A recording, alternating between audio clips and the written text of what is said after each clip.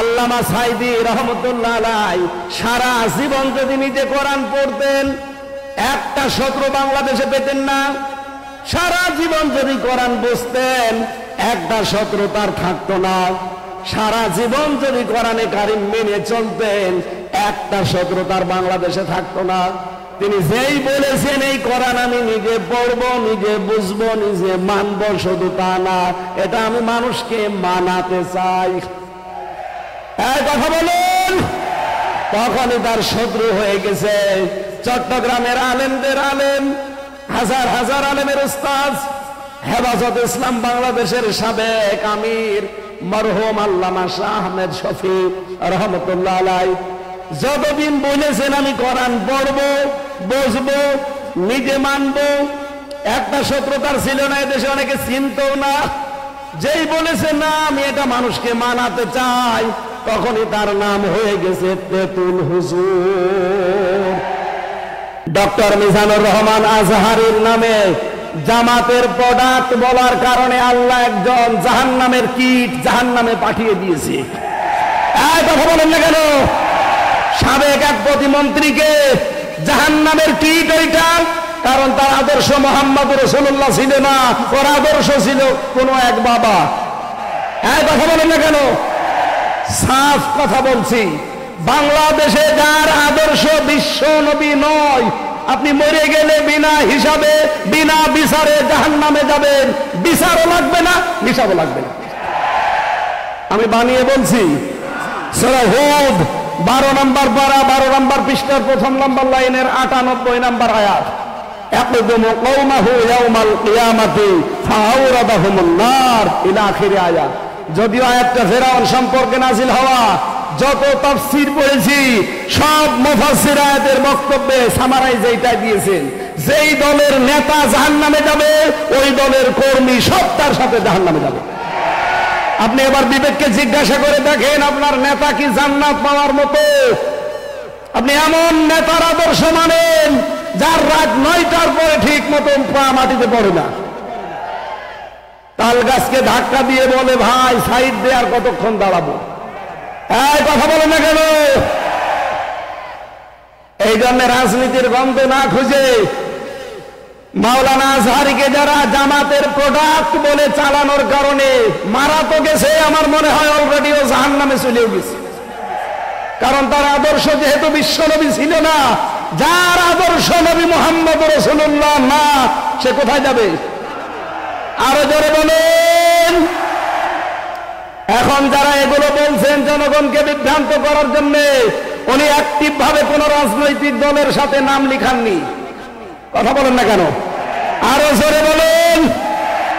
আরে ভাই, এই গত 4 দিন আমরা যারা কথা বলছি, মাওলানা আব্দুল্লাহ আল আমিন, মাওলানা কামরুল ইসলাম সাঈদ আনসারী, সাজ্জাদ কামাল উদ্দিন জাফরি হাফিজাহুল্লাহ, আমি আমির হামজা সহ যদি কোনো ট্যাগ আমাদের পেছনে দিতেন, তাও হয়তো কেউ বিশ্বাস না করুক, শয়তান হালকা বিশ্বাস করত। কিন্তু আপনি ওই লোকটার নামে এমন একটা ট্যাগ লাগিয়ে দিচ্ছেন, শয়তানও বিশ্বাস করে না। আল্লামা সাঈদীর বিরুদ্ধে যে মামলাগুলো দিয়েছিল তার ভেতরে একটা ছিল ধর্ষণের মামলা। যেই মহিলাকে ধর্ষণের মামলা দেওয়ার জন্য ওই মহিলাকে নিয়ে এসেছে এই যে অ্যাডভোকেট তাজুল ইসলাম, উনি জিজ্ঞাসা করছে, মা আপনাকে আল্লামা সাঈদী ধর্ষণ করেছে? বলছে জি হ্যাঁ। আপনার জন্ম তারিখ কত, জন্ম সাল? যে 1975। 1975 সালে আপনার জন্ম, আর 1971 সালে উনি আপনাকে ধর্ষণ করেছে। ওটা কি রুহের জগতে? এ পোড়াটা যে বানোয়াট, এটা আমি নিজের জীবন দিয়ে টের পেয়েছি। কারণ 3টা বছরে ওরা আমার বানোয়াট মিথ্যা একটা মামলা সাজিয়ে ফাঁসির কন্টেন্ট ছেলে রেখে দিয়েছে। 3 বছর আমার জামিন দেয়নি, অথচ আগস্টের 5 তারিখের পর শুধু মামলাটা তুলতে দেরি। আদালত বলছে কি দেখে বিচার করব, এর ভেতরে তো কোনো মাল ম্যাটারস নেই, আমি যে বিচার করব কোনো কিছুই তো পাই না, শুধু জামিন না জান পুরা মামলা খারিজ করে দিলাম। আমি বলতে গেলাম যে আদালত 3 বছর এই মামলা তো আপনার কাছে ছিল, তখন তো বলেননি যে কোনো মাল নেই, আজকে হঠাৎ করে কি হয়ে গেল? এইটাই বলতে, হুজুর আমার কিছু করার নেই, আমার হাত বাঁধা ছিল। হ্যাঁ, কথা বলেন না কেন? আজকে আমার হাত খোলা আছে, আজ আমি ন্যায় বিচার করতে পারছি। আমরা বলতে চাই, এই দেশে 1628টা চেয়ারে দায়িত্বে ছিল যারা, সবগুলো জালেম আর জালেমদের দোষর। একটাও যেন কোন চেয়ারে আর থাকতে না পারে, প্রত্যেককে ওখান থেকে নামিয়ে দেন এই জালেম এবং জালেমদের দোষর হওয়ার কারণে। এখানে বৈষম্যের শিকার ছিল এই 17 বছর যারা, তাদেরকে বসান। এই কথা বলেন না কেন? এবং এই 1628টা চেয়ারে যারা বসবে, তাদের প্রত্যেকের হাত আমরা দেখতে চাই আবু সাইদের মতো এভাবে খোলা থাকবে। কারা কারা এটা চান দেখে?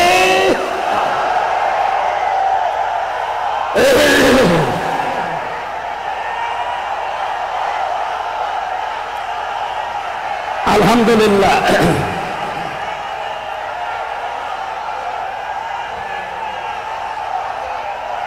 হ্যাঁ, এবার বসেন, আমি তো দাঁড়াতে বলি না, বসেন বসেন। আমাদের আজকের আলোচনার বিষয় আমি আরম্ভ করছি। যেহেতু হারাজন শব্দের ব্যাখ্যা বলছিলাম যে নির্ভীক হয়ে কথা বলা লাগবে, কে বেজার হবে কে খুশি হবে ওটা আমার দেখার দরকার নেই।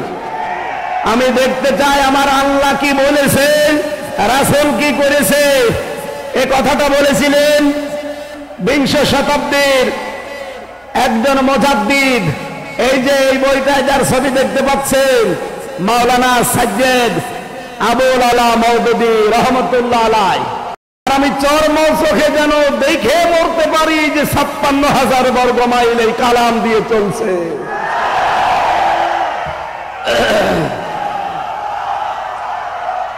আলহামদুলিল্লাহ।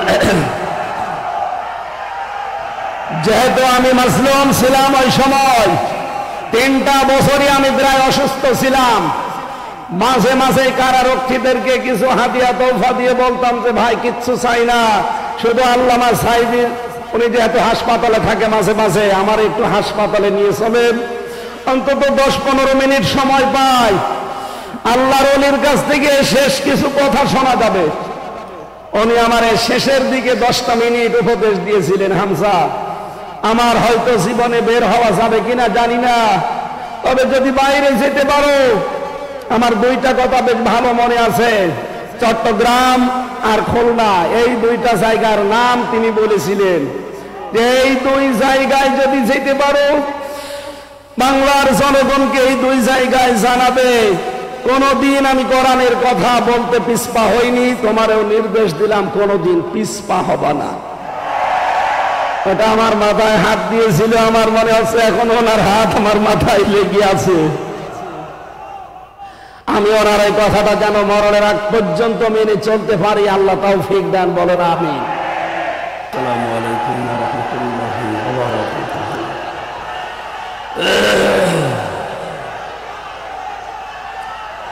আলহামদুলিল্লাহি রাব্বিল মাশরিকাইনি ওয়া রাব্বিল মাগরিবাইন আল্লাযী খালাকা কুল্লা শাইইন যাওজাইন ওয়া আওজাবা আলাইনা আল ইহসানা বিল ওয়ালিদাইন ওয়া নাশহাদু আল্লা ইলাহা ইল্লাল্লাহু ওয়াহদাহু লা শারীকা লাহু وأشهد أن محمدا عبده ورسوله سيد الكونين صلى الله عليه وعلى آله وصحبه وأتباعه أجمعين ليلا ونهارا في الطرفين. فقد قال الله تعالى في كلامه المجيد وبرهانه التوحيد জবান খুলে পড়েন আউযু বিল্লাহি মিনাশ শাইতানির রাজীম বিসমিল্লাহির রহমানির রহিম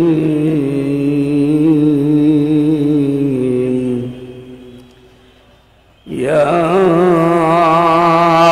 أيها الذين آمنوا اتقوا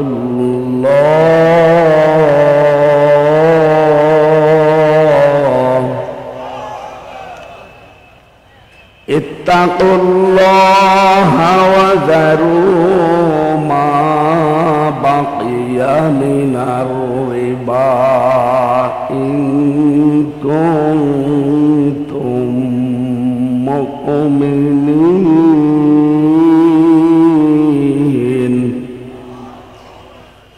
صدقت يا ربنا.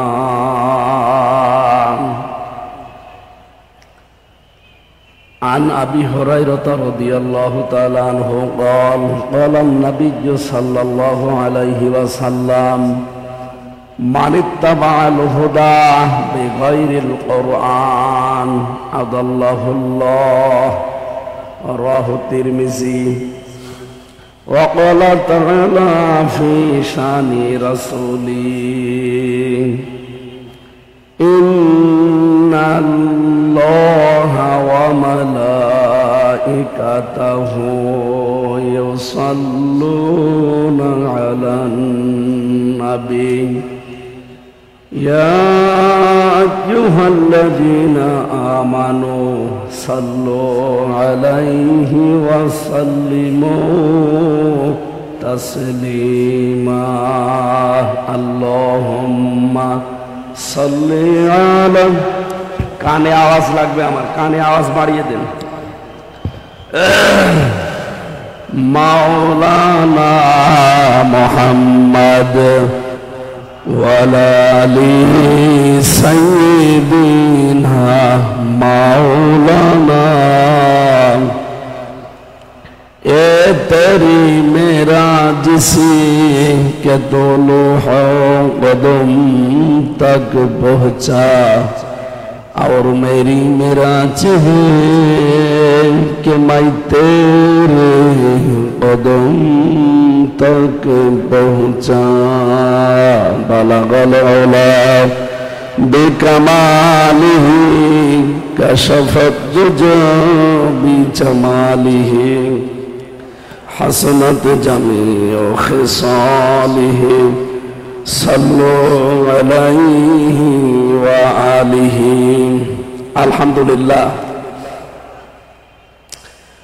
5 দিন ব্যাপী ঐতিহাসিক তাফসীরুল কোরআন মাহফিল চট্টগ্রাম প্যারেড ময়দানে চতুর্থ রজনীর স্বনামধন্য সভাপতি বিশিষ্ট শিক্ষাবিদ ইসলামী সমাজ কল্যাণ পরিষদের সম্মানিত সভাপতি অধ্যক্ষ মোহাম্মদ তাহের আতালাল্লাহু উমরাহু ওয়া বারাকাল্লাহু ফি হায়াতি, বলেন আমিন। এই মাহফিলের গত 3 দিন যারা এখানে আলোচনা রেখেছেন নন্দিত মুফাসসিরে কোরআন আলহাজ মাওলানা আব্দুল্লাহ আল আমিন বগুড়া, এরপরে যিনি কথা বলেছিলেন বিশ্বনন্দিত মুফাসসিরে কোরআন পীরজাদা মাওলানা কামরুল ইসলাম সাইদ আনসারী মাদারীপুর, গতকাল এখানে যারা কথা বলেছেন বিশ্বনন্দিত মুফাসসিরে কোরআন হাজার হাজার আলেমের উস্তাদ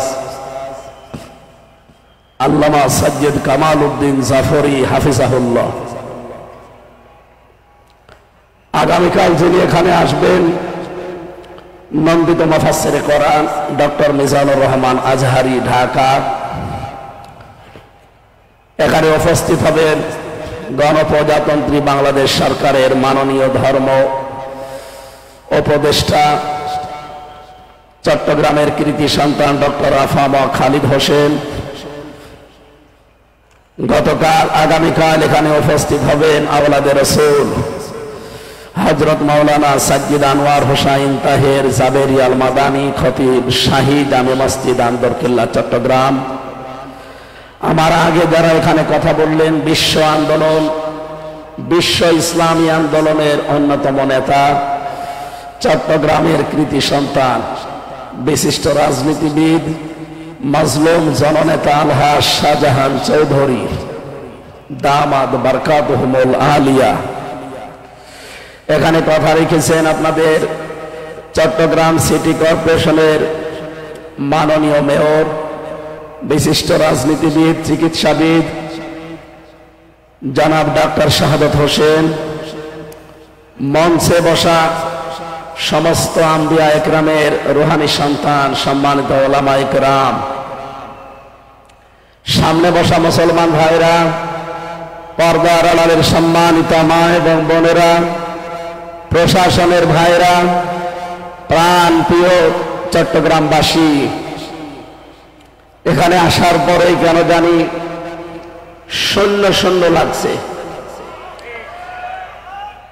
লক্ষ লক্ষ মানুষ আমরা হাজির হয়েছি।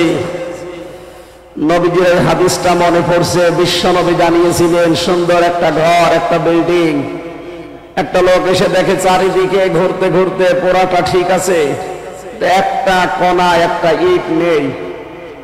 নবীজি বললেন ওই ইটটা হচ্ছে আমি, আমাকে দিয়ে পুরা বিল্ডিংটা কমপ্লিট করা হয়েছে। শত বছরের ইতিহাস, বাংলাদেশে ইসলাম এসেছে সেই লাইন দিয়ে, তার ভেতরে চট্টগ্রাম অন্যতম। এই জনপদে যিনি কোরআনে কারিমের কথা বলতেন, বাইতুল শরফের পীর, বিশিষ্ট মনীষী, আন্তর্জাতিক খ্যাতি সম্পন্ন একজন ব্যক্তিত্ব, আলহাজ মাওলানা আব্দুল জব্বার, আল্লাহ রাব্বুল আলামিন তার গোলামের কবরটাকে জান্নাতুল ফেরদাউস বানিয়ে দেন, বলেন আমিন। এখানে কথা বলতেন চট্টগ্রামের সিংহপুরুষ মাওলানা সিদ্দিক আজাদ হাফিজাহুল্লাহ। নাম না জানা হাজার হাজার আলেমরা এখানে আপনাদের সামনে কোরআনে কারীম, নবীর হাদিস থেকে আলোচনা রেখেছেন। যারা বিদায় নিয়েছেন, কবরে আছেন, আল্লাহ জান্নাতুল ফেরদাউস দান করেন। যারা এখনো বেঁচে আছেন, হায়াতে তাজ্জেবা সিহাতে কুল্লিয়া আল্লাহ যেন দান করেন, বলেন আমিন। যাকে পেলে আমরা সত্যি ধন্য হয়ে যেতাম, আজকের এই ময়দানটা পরিপূর্ণ হয়ে যেত। 3টা বছর আমি ফাঁসির কন্ডেম ছেলে কাটিয়ে আসলাম, তার পাশের বিল্ডিং এ ছিলাম।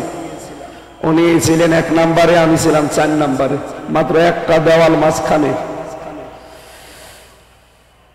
বিশ্বনন্দিত মুফাসসির কোরআন আল্লামা দেলাওয়ার হোসাইন সাইদি রহমতুল্লাহ আলাইহি, আল্লাহ রাব্বুল আলামিন তার গোলামের সারা জীবনের একটা দোয়া, আল্লাহুম্মা ইন্নী আসআলুকা শাহাদাতান ফি সাবিলিক। হে আল্লাহ, তুমি আমাকে সাধারণ ভাবে মরণ দিও না, শাহাদাতের মরণ দিও। আমি জেলখানায় যতবার সাক্ষাৎ পেয়েছিলাম, যে কয়বার তার কাছে যেতে পেরেছিলাম, বারবার বলতেন, হামজা, আল্লাহ আমাকে যেন সাধারণ ভাবে মরণ না দিয়ে শাহাদাতের মরণ দেয়। আল্লাহ ঠিক তার সারা জীবনের সেই দোয়া কবুল করে জালেমদের মাধ্যমে ইমাম আবু হানিফা রহমতুল্লাহ আলাইহি তাকে যেমন বিষ প্রয়োগ করে হত্যা করা হয়েছিল, এ বাংলাদেশের কৃতি সন্তান, তাফসীরুল কোরআন মাহফিল, এই শব্দটা সারা বিশ্বে যার নামে পরিচিত, তিনি শহীদ আল্লামা দেলাওয়ার হোসাইন সাইদি। তাফসীরুল কোরআন মাহফিল, এই শব্দের জনক বলা হয় তাকে। গণিতের জনক একজন আছে, ইতিহাসের জনক আছে, পৃথিবীর প্রত্যেকটা জিনিসের জনক আমরা আলাদা আলাদা বানিয়েছি। আমার যতটুকু জ্ঞান বা ধারণা, বাস্তবতা আমি দেখেছি, বাংলাদেশের তাফসীর মাহফিল এটা বললে আল্লামা সাইদির নাম চলে আসে। সেই শহীদ আল্লামা সাইদি সাহেবকে আমরা হারিয়ে ফেলেছি। রব্বুল আলামিন তার কবরটাকে যেন জান্নাতের সুউচ্চ মাকাম দান করেন, জান্নাতুল ফেরদাউসে একেবারে সর্বোচ্চ চূড়ায় আল্লাহ তাকে যেন পৌঁছিয়ে দেন। তার সারা জীবনের কোরআন প্রচারের খেদমত আল্লাহ কবুল করেন। দল, মত, জাতি, বর্ণ, ধর্ম নির্বিশেষে আজকের এই অনুষ্ঠান, এটা শুধু চট্টগ্রাম মুসলমানদের অনুষ্ঠান নয়। হাদা বায়ানুল লিন্নাস হুদাল লিন্নাস, মানুষ পদ পাচ্ছে, আমরা যারা বিবেচিত সবার জন্য আজকের এই অনুষ্ঠান উন্মুক্ত।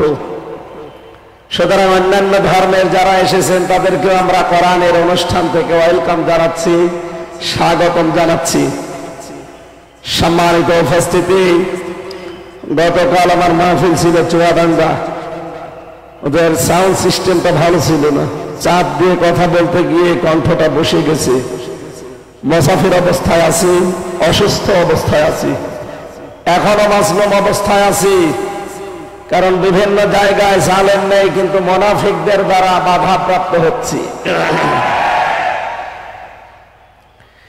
সেই হিসাবে এই লক্ষ লক্ষ আল্লাহর বান্দা বান্দীদেরকে নিয়ে একটু দোয়া চাই, আল্লাহ যেন আমার কণ্ঠটা অন্তত 1.5 ঘন্টার জন্য তিনি ছেড়ে দেন। আরো জোরে বলেন আমিন। যে আল্লাহ আমাদের কোরআন শোনার জন্য নিয়ে আসলেন, আল্লাহ আমাদেরকে 5টি জিনিস দিয়েছেন। এই 5টি নিয়ামতের ভেতরে পৃথিবীতে আমরা মিলিয়েছি। বিজ্ঞান প্রমাণ করেছে এই 5টা বিষয় দুনিয়ার কারো সাথে কারো মেলে নাই, কিয়ামত পর্যন্ত মিলবেও না। তার ভেতরে 1 নম্বরে এই যে কথা বলতে পারছি, কণ্ঠের স্বর। যতই কাছাকাছি মনে হোক, জীবনেও একরকম পাবেন না। বিজ্ঞান জানাচ্ছে এই কথা তৈরি হওয়ার জন্য কণ্ঠ নালীর ভেতরে 27টা স্তর পার করা লাগছে। 27টা ধাক্কা খাওয়ার পরে একটা কথা যখন সর্বশেষ বের হয়, তখন ওর ধরনটা পাল্টিয়ে যায়। আমার সাথে অধ্যক্ষ মোহাম্মদ তাহের সাহেবের কথা জীবনেও মিলাতে পারবেন না। হয়তো 1 থেকে 26 পর্যন্ত স্তরগুলো ঠিক আছে, একটার পরে একটা 27 নাম্বার যখন বের হবে, কথাটা আল্লাহ পাল্টিয়ে দেবে। তার ঢং, তার আওয়াজ, তার সিস্টেম আমার আল্লাহ নিজে কন্ট্রোল করে পাল্টিয়ে দেন। প্রতিটি জায়গায় একজন করে ফেরেশতা বসে আছে। দ্বিতীয় নম্বরে আমরা পেয়েছি বিজ্ঞান ভিত্তিক এই যে আমাদের জহব্বা, এই জহবার ভেতরে 1,17,000 এখানে 1,17,000 সেল দেওয়া আছে। এর ভেতরে 357টা স্তর আছে। স্তর 1 লক্ষ, এর উপরে 1 লক্ষ না 1.5 কোটির উপরে আচ্ছাদন স্তর আল্লাহ আমাদের এই জহব্বার ভেতরে সাজিয়ে দিয়েছেন। আপনি যদি 1.5 কোটি খাবার এই পৃথিবীতে খেতে থাকেন, এক একটা জিনিসের স্বাদ এই জহব্বা আলাদা আলাদা বলে দিতে পারবে। আমি বিশ্বের যতগুলো দেশ ঘুরেছি, বাংলাদেশ সহ যতগুলো খাবার আমি খেতে পেরেছি, অন্যান্য দেশের কথা বাদ দিলাম, বাংলাদেশে গাজীপুরে কাপাসিয়া থানার নিরিবিলি একটা হোটেল আছে, সেখানে 180 প্রকার খাবার আমি পেয়েছি। আমার জহব্বার ভেতরে আল্লাহ স্বাদ নেওয়ার জন্য 1.5 কোটি স্তর দিয়েছেন। পৃথিবীর কোন রেস্তোরাঁ, কোন রেস্টুরেন্ট, কোন হোটেলে, কোন বাড়িতে আজ পর্যন্ত 1.5 কোটি প্রকারের খাবার কেউ রান্না করতে পেরেছে? পারবে? সবচাইতে বেশি হয় নিরিবিলি হোটেলে 180 প্রকার, এর উপরে আমি আর পাইনি। এই জন্য আল্লাহ রাব্বুল আলামিন এই জহব্বার যে স্তর দিয়েছেন, এটা এক একজনের এক এক রকম স্বাদ গ্রহণ করার যোগ্যতা আল্লাহ রাব্বুল আলামিন দিয়েছেন। 3 নম্বরে পেয়েছি চামড়া। এই আমাদের শরীরের ভেতরে 3.5 হাত, এই বডিতে 9,768 প্রকার চামড়া আল্লাহ সাজিয়ে দিয়েছেন। এক এক জায়গার চামড়া এক এক রকম। সব জায়গার চামড়া যদি একরকম হতো, দুনিয়ায় কোনো কাজ আমরা করতে পারতাম না। আমার চামড়া ওনার চামড়া যদিও মনে হচ্ছে কাছাকাছি দেখতে, আমার চামড়া যদি ফেটে যায়, কেটে যায়, পুড়ে যায়, ওনার চামড়া এনে লাগিয়ে দেবেন। ডাক্তার সাহেব তো ছিলেন, চলে গেলেন, ওনাকে জিজ্ঞাসা করলো পেতেন। কোন মানুষের চামড়া আমার সাথে লাগাবেন, যত বেশি লাগাবেন তত পছন্দ ধরবে, ওই জায়গাটা নষ্ট হয়ে যাবে। আমার এই জায়গাটা যদি ভালো বানাতে হয়, আমার শরীরের এই 9,700 68 প্রকার চামড়ার কোন জায়গা থেকে কিনে ওই জায়গায় লাগিয়ে দিলে আস্তে আস্তে ভালো হয়ে যাবে। বাড়ি যেয়ে বলবেন আল্লাহু আকবার। এরপরে বেশি আমরা আঙ্গুলের ছাপ, দুনিয়া তৈরি হওয়ার পর থেকে আজকের এই দিন পর্যন্ত, এখান থেকে কিয়ামত পর্যন্ত যত মানুষ আসবে কারো সাথে আঙ্গুলের এই ছাপ কোনদিন মেলে নাই, কোনদিন মিলবে না। অথচ মাত্র 153টা এখানে রেখা দেওয়া আছে, মাত্র 153টা। কারো সাথে কারো মিল নেই। যদি মিলে যেত, কত মানুষের জমি জায়গা যে উলট পালট হয়েছে, তো তার ইয়ত্ত ছিল না। এরপরে আমরা পেয়েছি 5 নম্বরে মানুষের চোখ। এই চোখের ভেতরে 1,70,000 রগ আছে, মনি আছে, কর্নি আছে, লেন্স আছে, লেস আছে, ইকুয়াল আছে, ডিপ ইকুয়াল আছে। এগুলোর এক এক মানুষকে আল্লাহ এক এক রকম ভাবে দিয়েছেন। কিয়ামত পর্যন্ত কারো চোখের এই স্তরগুলো, এই মণিগুলো একজনের সাথে আর একজন কিয়ামতের আগ পর্যন্ত মেলা সম্ভব না। যে আল্লাহ আমাদেরকে এগুলো দিয়েছেন, এই ময়দানে এতদিন পর্যন্ত প্রায় 17 বছর কেউ কথা বলতে পারে নাই, কোরআনের কথা হোক, বাইরের কথা হোক। অবিশ্বাস শক্তি, বিশেষ করে এই জালেমরা আমাদের কণ্ঠকে রোধ করে রেখেছিল। 27টা স্তর পার করে যে আল্লাহ আমাদের কথা বলার যোগ্যতা দিয়েছেন। খলাকাল ইনসান আল্লামাহুল বায়ান। আল্লাহ বলেন, আমি মানুষ বানিয়েছি, আমি কথা বলা শিখিয়েছি। সুতরাং আমরা যারা কথা বলতে পারছি, যে আল্লাহ 5টা নিয়ামত আমাদেরকে আলাদা ভাবে দিয়েছেন, সে আল্লাহর জন্য পড়ছি আলহামদুলিল্লাহ। মাথার ভেতরে বিজ্ঞান প্রমাণ করছে, আমি যা বলছি স্তরগুলো আপনি মিলাবেন। এই মাথার ভেতরে পুরাটাই 7টা জিনিস আল্লাহ এর ভেতরে ঢুকিয়ে রেখেছেন। ফ্রন্টাল লব আছে, এখানে প্যারাইটাল লব আছে, টেম্পোরাল লব আছে, অক্সিপিটাল লব আছে, মোটর কর্টেক্স আছে, সেন্সরি কর্টেক্স আছে, বাক শক্তি আছে।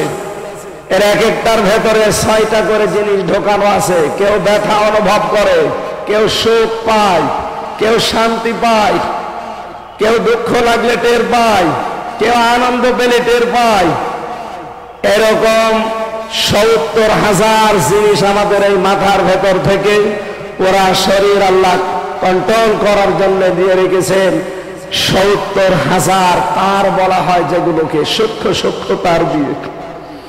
বিজ্ঞান জানিয়েছেন, একটা তার যদি অকেজে হয়ে যায়, আপনি পাগল হয়ে যাবেন, নিজের পায়খানা নিজে খাবেন। সুতরাং যে আল্লাহ এখনো পর্যন্ত আমাদের সবগুলো অর্গান ঠিক রেখে সুস্থ রাখলেন, জবান খুলে তার জন্য বলেন আলহামদুলিল্লাহ। নবীজির হাদিস পড়েছিলাম আমরা, তিরমিজি শরীফে নবীজি বলেন, মান ইত্তাবাআল হুদা বিগাইরিল কুরআন আদাল্লাহুল্লাহ। পৃথিবীতে যে লোকটা আল্লাহর পাঠানো এই আখেরি কালাম কোরআনে কারীম বাদ দিয়ে কোন জায়গায় হেদায়েত পাওয়ার জন্য ছুটে যাবে, তার নিয়ত যদি ভালো থাকে, আল্লাহ নিজে দায়িত্ব নিয়ে তাকে গোমরা বানিয়ে দেবে। চট্টগ্রামবাসী শব্দের দিকে খেয়াল করলে আমরা দেখি, নবীজি যদি দল্লা ইয়াদুল্লু দিতেন, সোলাসি মুজাররাদ থেকে যদি এই শব্দটা আসতো, বাংলা অর্থ দাঁড়াতো আপনি নিজেই নিজেকে খারাপ বানিয়ে ফেলেছেন। দল্লা ইউদিল্লু বাবে ইফআল থেকে আসার কারণে বাংলা অর্থ দাঁড়িয়েছে, আপনার হয়তো নিয়ত ভালো ছিল, এমন কোন জায়গায় গিয়েছিলেন ভালো হওয়ার নিয়তে, কিন্তু সেখানে কোরআনে কারীম ছিল না, কোরআনের কর্মসূচি ছিল না। এই জন্য আল্লাহ নিজে রাগ করে আপনাকে দায়িত্ব নিয়ে আরো গোমরা বানিয়ে দেবেন। বলেন নাউজুবিল্লাহ। কথাটা ওজন কত আপনি এখনো টের পাননি। ও চট্টগ্রামবাসী, খুব খেয়াল করে হাদিসের দিকে মনোনিবেশ করেন। নবীজির কথা ছিল আল্লাহুল্লাহ, আল্লাহ নিজে দায়িত্ব নিয়ে তাকে গোমরা বানিয়ে দেবে। যেহেতু হেদায়েত আমি নিজের হাতে করে এখানে নিয়ে আসি নাই, আর এটা আল্লাহ কারো হাতে দেয়নি, কিয়ামত পর্যন্ত কারো হাতে আল্লাহ দেবেও না। কোরআনে কারীম জানিয়েছে লাইসা আলাইকা হুদাহুম ওয়ালাকিন্নাল্লাহা ইয়াহদি মান ইয়াশা। সূরা বাকারা 3 নম্বর পারার ভেতরে আছে 5 নম্বর পৃষ্ঠার 5 নম্বর লাইনের 272 নম্বর আয়াতের প্রথম অংশে আছে। আয়াতের তাফসীর আমি প্রায় 12 থেকে 13টা তাফসীর মিলিয়ে দেখেছি। সব মুফাসসির আয়াতের ব্যাপারে বক্তব্য একই দিয়েছেন। রব্বুল আলামিন বলেন, হেদায়েত দেওয়া হে নবী আপনার কাজ না, এটার দায়িত্ব শুধুমাত্র আমি আল্লাহর। জোরে বলেন সুবহানাল্লাহ। হযরত আবু হুরায়রা একবার গাছ লাগাচ্ছিলেন রাদিয়াল্লাহু তাআলা আনহু। হঠাৎ তিনি আনন্দে লাফিয়ে উঠলেন। লোকজন জিজ্ঞাসা করে, আবু হুরায়রা ভালোই তো লাগছিল, হঠাৎ করে আনন্দে লাফালেন কেন? হযরত আবু হুরায়রা বলেন, এই কিছুক্ষণ আগামী দরবারে ছিলাম, বিশ্ব নবীর দরবারে থেকে দেখলাম একটা আয়াত নাযিল হয়েছে, ইন্নাকা লা তাহদি মান আহবাবতা ওয়ালাকিন্নাল্লাহা ইয়াহদি মান ইয়াশা। আল্লাহ পাক বলেন, হে নবী আপনি যাকে চান ভালোবাসেন তাকে হেদায়েত দিতে পারবেন না, এটা আমি আল্লাহ যাকে ইচ্ছা করি শুধু তাকেই দান করি। এটা নবীজির হাতে যদি থাকতো, আল্লাহ নবী নিজের আত্মীয় স্বজন বংশের লোকদেরকে হেদায়েত গুলো দিয়ে আমার পর্যন্ত হয়তো আসতো না। আল্লাহ যেহেতু নিজের হাতে রেখেছেন, আমার মতো আবু হুরায়রাকে আল্লাহ যে পথ দেখিয়েছেন, এই জন্য আমি আজ আনন্দে হাসতেছি। বলেন সুবহানাল্লাহ। চট্টগ্রামবাসী, আমি যে কথাটাই হাদিস থেকে তুলে আনতে চাই, যেখানে কোরআন নেই ওখানে যদি আপনি ভালো হওয়ার নিয়তেও থাকেন, আপনাকে খারাপ বানিয়ে দেবে হামজা। কে? আরো জোরে আর একবার বলেন কে? তাহলে হাদিস থেকে আজকে একটা জিনিস নিয়ে যাওয়া লাগবে বাড়িতে। যেহেতু কণ্ঠটা আমার বসা, চাপ দিয়ে কথা বলা যাচ্ছে না, আপনারা জবাব জোরে দেবেন। এই দেশে এখন 48,000 পীরের দরবার আছে সরকারি জরিপে, বেসরকারি জরিপে আরো বেশি, আর এই চট্টগ্রাম বিভাগে এগুলো আরো বেশি। এই অঞ্চলে তো ঘরে ঘরে আল্লাহর ওলি। এক কথা বলেন না কেন? ঘরে ঘরে পীর সাহেব। পুরুষ মানুষ শুধু পীর দাবি করে শেষ হয়ে যায় না, মহিলারাও নাকি পীর। ওটা পীর আম্মা, মহিলা পীর। আমি পীর হতে নিষেধ করি না, পীর তো ভালো জিনিস। পীর মানে উস্তাদ, পীর মানে শিক্ষক, পীর মানে মুআল্লিম। আপনি যেটা জানেন না, যিনি জানে তার কাছে জেনে নেবেন, এইটার নাম পীর। এটার নাম কি? অধ্যক্ষ মোহাম্মদ আবু তাহের। আপনি যেটা জানেন না, ওনার যে বিষয়ে জ্ঞান আছে ওনার কাছে জেনে নেবেন, উনি আপনার পীর। ওনাকে পীর মানেন তো? এক কথা বলেন না কেন?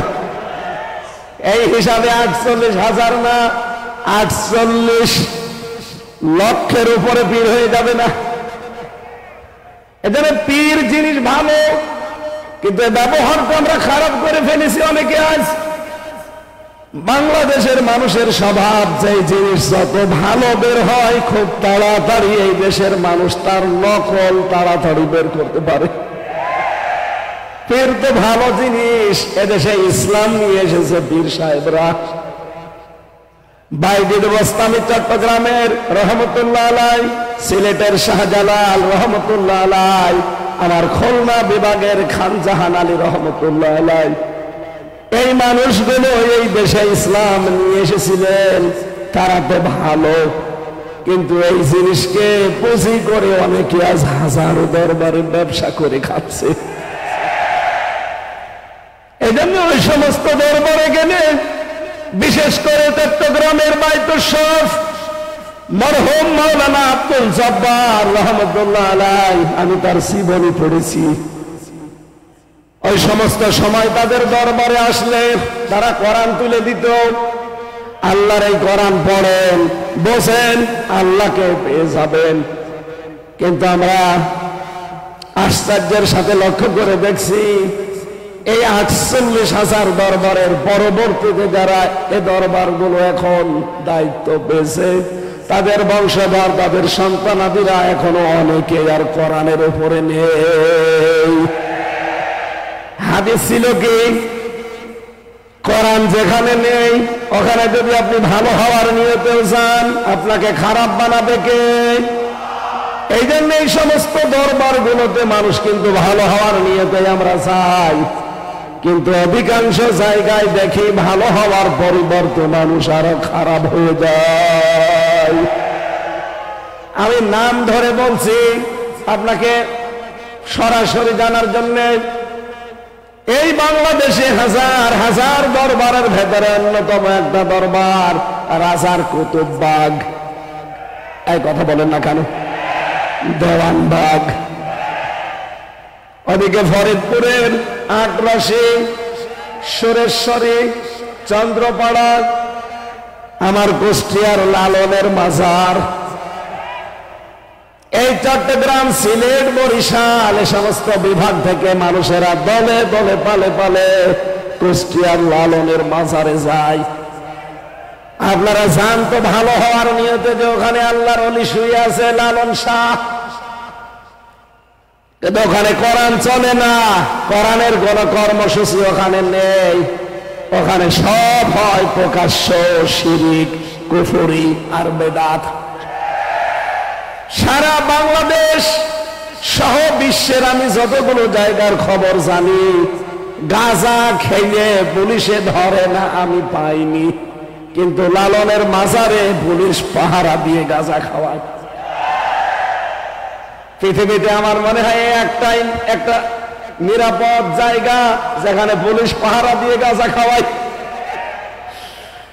এই জায়গায় মানুষ যাচ্ছে ভালো হওয়ার নিয়তে, ভালো হওয়ার পরিবর্তে মানুষ আরো খারাপ হয়ে যাচ্ছে। এই কারণে আগে বিড়ি খেত না, এখন বিড়ি খায়। আগে গাঁজা খেত না, এখন গাঁজা খায়। এই কথা বলে না কেন? কেন? কারণ কোরআন নেই। তুই ওখানে গেলি কেন? বলেন বলেন। সুতরাং এই বাংলাদেশে 48 লক্ষ যদি দরবার তৈরি হয়, যেই দরবারে কোরআন নেই, কোরআনের কর্মসূচি নেই, ওই দরবার যদি আমার বাবাও তৈরি করে, ওই দরবারে আমি আজকে থেকে নেই। কারা কারা সিদ্ধান্ত নিয়ে বাড়ি যেতে পারবেন দেখি হাত তোলেন মুসলমান। লিল্লাহি তাকবীর।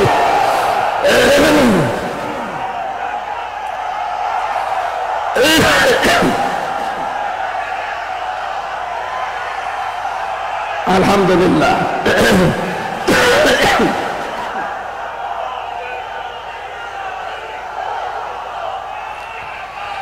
আমার ভাইরা,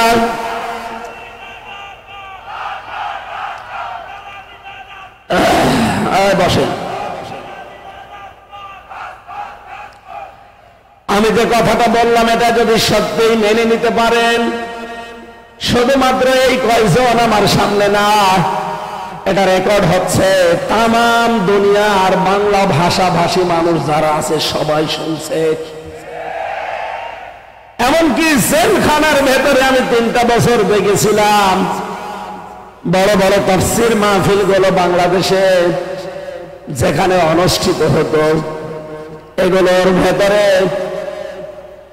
টিভির পর্দা দেওয়া আছে। অনেক কারারক্ষীর মাধ্যমে এই মেমোরি কার্ডে ওয়াজ, তাফসীর এগুলো ভরে মানুষকে দেওয়া হতো, ওরা শুনতো। তার মানে কাল এই মাহফিলটা চট্টগ্রামের নামে বাংলার বিভিন্ন জেলখানায় আসামিরা শুনতে পাবে। বহু মানুষের ভেতরেও বিভ্রান্ত হয়। আমি একটা উদাহরণ বলছি, আমার সাথে জেলখানায় ছিল একজন 25 বছর চিত্রনায়ক সোহেল চৌধুরী হত্যা মামলার আসামি মামুন। আমরা 2:30-3টায় উঠতাম জিকির করার জন্য, তাহাজ্জুদ পড়ার জন্য। দেখতাম ওই ভাই 3টার দিকে উঠে জোরে জোরে জিকির করতেছে। কোন জাতের জিকির না, বানানো জিকির। কি জিকির? উনি জিকির করছে ইয়া রাসূলুল্লাহ, ইয়া রাসূলুল্লাহ। কি গো? মাওলানা মামুনুল হক আর আমি এক জায়গায় ছিলাম, নামাজ ভুল হয়েছে তো ওর জিকিরের ঠেলায়। একদিন ডাক দিয়ে বললাম যে ভাই কি করেন? হুজুর জিকির করি। কিসের জিকির? রসুলের ইশকে।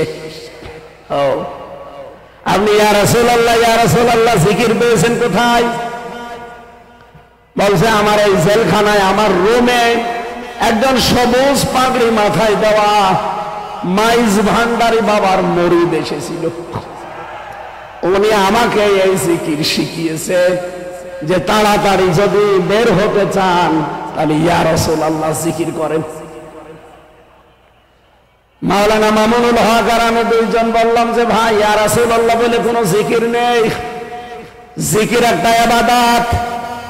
রাসূলের নামে আপনি দরুদ শরীফ পড়তে পারেন, কিন্তু জিকির যদি করতে হয় এই পৃথিবীতে একমাত্র করা লাগবে আমার আল্লাহর নামে। কোরআনে কারীম জানিয়েছে ওয়াল্লাযীনা লা ইয়াদউনা মা'আল্লাহি ইলাহান আখার। সূরা ফুরকান 68 নম্বর আয়াতের প্রথম অংশে আছে রব্বুল আলামিন বলেন রহমানের বান্দা তো তারা যারা আল্লাহর সাথে অন্য কাউকে ডাকে না।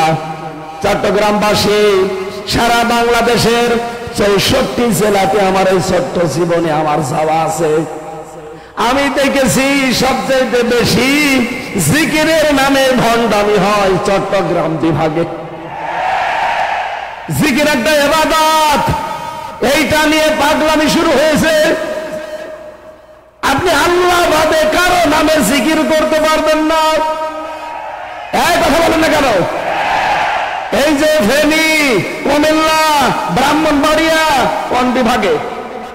চট্টগ্রাম। বলেন বলেন, এখান থেকে জিকির গুলো বেশিরভাগ আবিষ্কার হয়। এরা আল্লাহর নামে কিছুক্ষণ জিকির করার পরে দেখি জিকির করে ইয়া রাসূলুল্লাহ, ইয়া আলী বাবা, দয়াল বাবা, কেল্লা বাবা, ফতে বাবা, শাহ আলী বাবা। সাবধান মুসলমান, এদের পরবর্তীতে 69 নম্বর আয়াত ইউদাফু লাহুল আযাবু ইয়াউমাল কিয়ামাহ।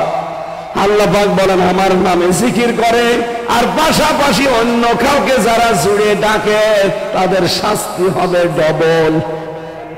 এদের লাইভ চলছে, আমি জানি ওনাদের কানেও যাচ্ছে। চট্টগ্রামের মুসলমানেরা আপনার হাতে পায়ে ধরে বলছি আমি আপনাকে বাঁচাতে চাই। আমি কোরআন দিয়ে দলিল দিয়েছি। আপনি যে বাবার কথা মতো জিকির করেন, উনি যদি কোরআনের দলিল দিতে পারে আমি আজকে আয়াত পড়বো না আর বাদ দিয়ে দেব, কিন্তু আপনাকে কোরআনের দলিল দেওয়া লাগবে। কথা বলেন ঠিক কিনা? কিসের কেল্লা বাবা, কিসের ফতে বাবা, কিসের শাহ আলী বাবা? কোন বাবার নামে দুনিয়ায় জিকির নেই। জিকির হবে কার নামে? এমনকি লাভ ফাল দেওয়া জিকিরে নেই। জিকির হবে মনে মনে, কান্না জড়িত কণ্ঠে, মৃদু আওয়াজ দিয়ে, আবেগ দিয়ে। সূরা আরাফের 205 নম্বর আয়াতে 6 নম্বর আয়াতে আল্লাহ দলিলগুলো দিয়েছেন, আর আপনি বানিয়ে নিয়েছেন। এত জোরে জোরে লাফান, ফেরেশতারা পর্যন্ত আশ্চর্য হয় আসলাম কোন দেশে। সাবধান, আজকে থেকে আর জিকির করা যাবে না আল্লাহ বাদে অন্য কোন নামে। জেলখানায় 25টা বছর ওই লোকটা, সে একটা মাজলুম মানুষ হয়ে গেছে। তাকে আপনি একটা ভালো জিকির শিখিয়ে দেবেন না, একটা নতুন আবিষ্কার করা জিকির আপনি শিখিয়ে তার জীবনটা আপনি ভুল পথে ঠেলে দিলেন। নিজেও তো জাহান্নামে যাচ্ছেন, ওই মানুষটাকেও সাথে নিয়ে যাচ্ছেন। কথা বলেন না কেন? সুতরাং বাংলাদেশে আলেম নামে কিছু জালেম পয়দা হচ্ছে, আমি নাম নিতে চাই না, তাদের আমার ঘৃণা লাগে। এই মানুষগুলো আজিয়ালি বাবা, শালি বাবা, কেল্লা বাবা, ফতে বাবার নামে জিকির করে আপনাদেরকে দিয়েও করায়। ওরা জাহান্নামে যাচ্ছে, যাক, ওদের শাস্তি হবে ডবল। আপনি আমি ওদের সাথে যেতে চাই, বলেন? সুতরাং আজকে সিদ্ধান্ত নিয়ে যারা হাত তুলেছেন, কোরআন যেখানে নেই আমি ওখানে আজকে থেকে আর নেই, তাহলে হেদায়েত আপনাকে আমার আল্লাহ দেবে। দ্বিতীয় পয়েন্টে পেয়েছি, বাংলাদেশে এখন 48টা রাজনৈতিক নিবন্ধিত দল, এর বাইরে আরো আছে নিবন্ধনের বাইরে, সব মিলে প্রায় 84টা হবে। যতগুলো দল এই দেশে রাজনীতি করছে, যেই দলের কর্মসূচিতে কোরআন নেই, কোরআনের কর্মসূচি নেই, আল্লাহর কসম আপনি যদি ভালো হওয়ার নিয়তে সেখানে থাকেন, নিজে আল্লাহ দায়িত্ব নিয়ে আপনাকে আরো খারাপ বানিয়ে দেবে।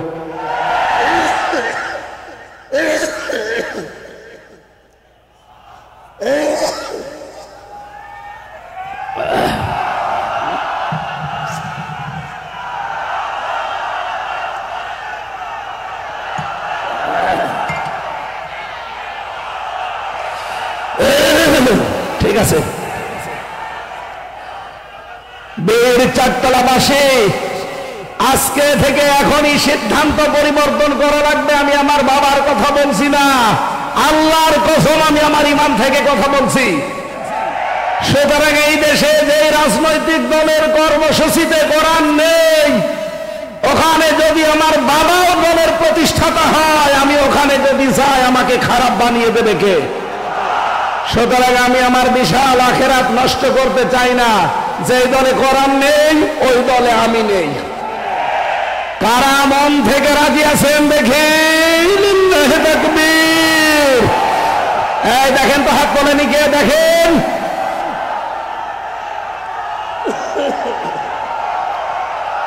আলহামদুলিল্লাহ, মাহফিল সাকসেস। বসেন, আমি তো বসতে আর বলি না, বসেন। আলহামদুলিল্লাহ, মাহফিল সাকসেস। আর ওয়াজ লাগবে না, এবার মোনাজাত করে দি। আবার কি ওয়াজ করব?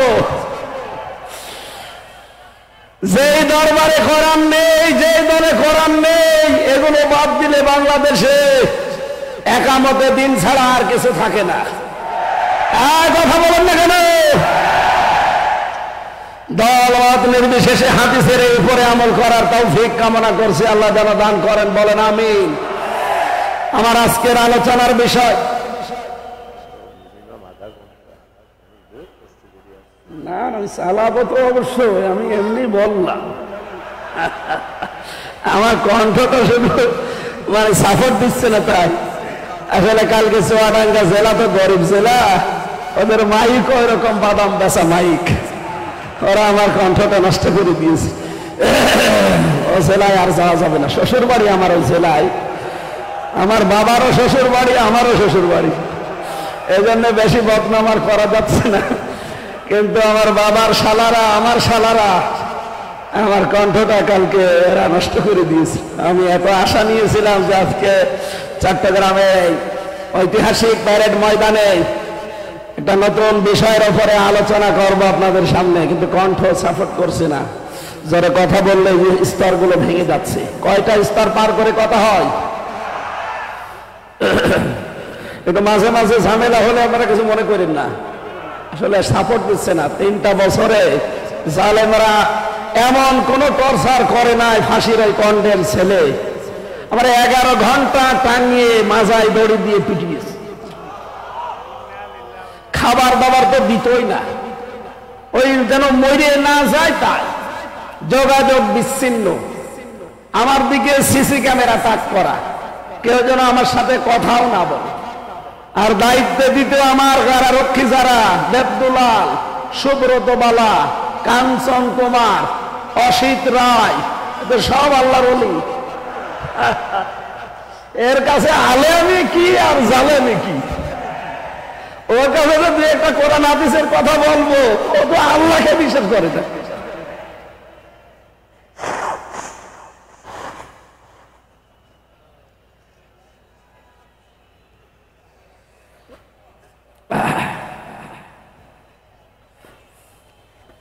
যেখানে ভূতের ভয় সেখানে রাত হয়, এমনি 5-6 দিন আছি জ্বরে, এরপরে আবার এই বড় অনুষ্ঠানটা আমার কপালে পড়ে গেছে।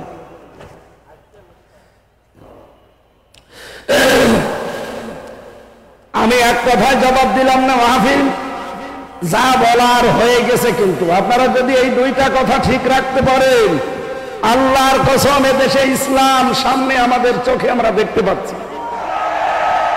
কারণ বিজয় যদি আসে তাহলে 9টা লক্ষণ আল্লাহ মানুষকে দেখায়। সূরা নসরের প্রথম 2টা আয়াতে আপনি দেখবেন 2টা আছে, ইযা জাআ নাসরুল্লাহি ওয়াল ফাত, যখন আসবে আল্লাহর সাহায্য তখন আপনি বিজয় দেখতে পাবেন। বিজয়ের চিহ্ন, নমুনা, সিম্পটম 9টা। কয়টা? তার প্রথমটা হচ্ছে ওয়ারাআইতান নাস ইয়াদখুলুনা ফি দীনিল্লাহি আফওয়াজা। হে নবী, আপনি দেখবেন দলে দলে, পালে পালে মানুষ ইসলামে প্রবেশ করছে।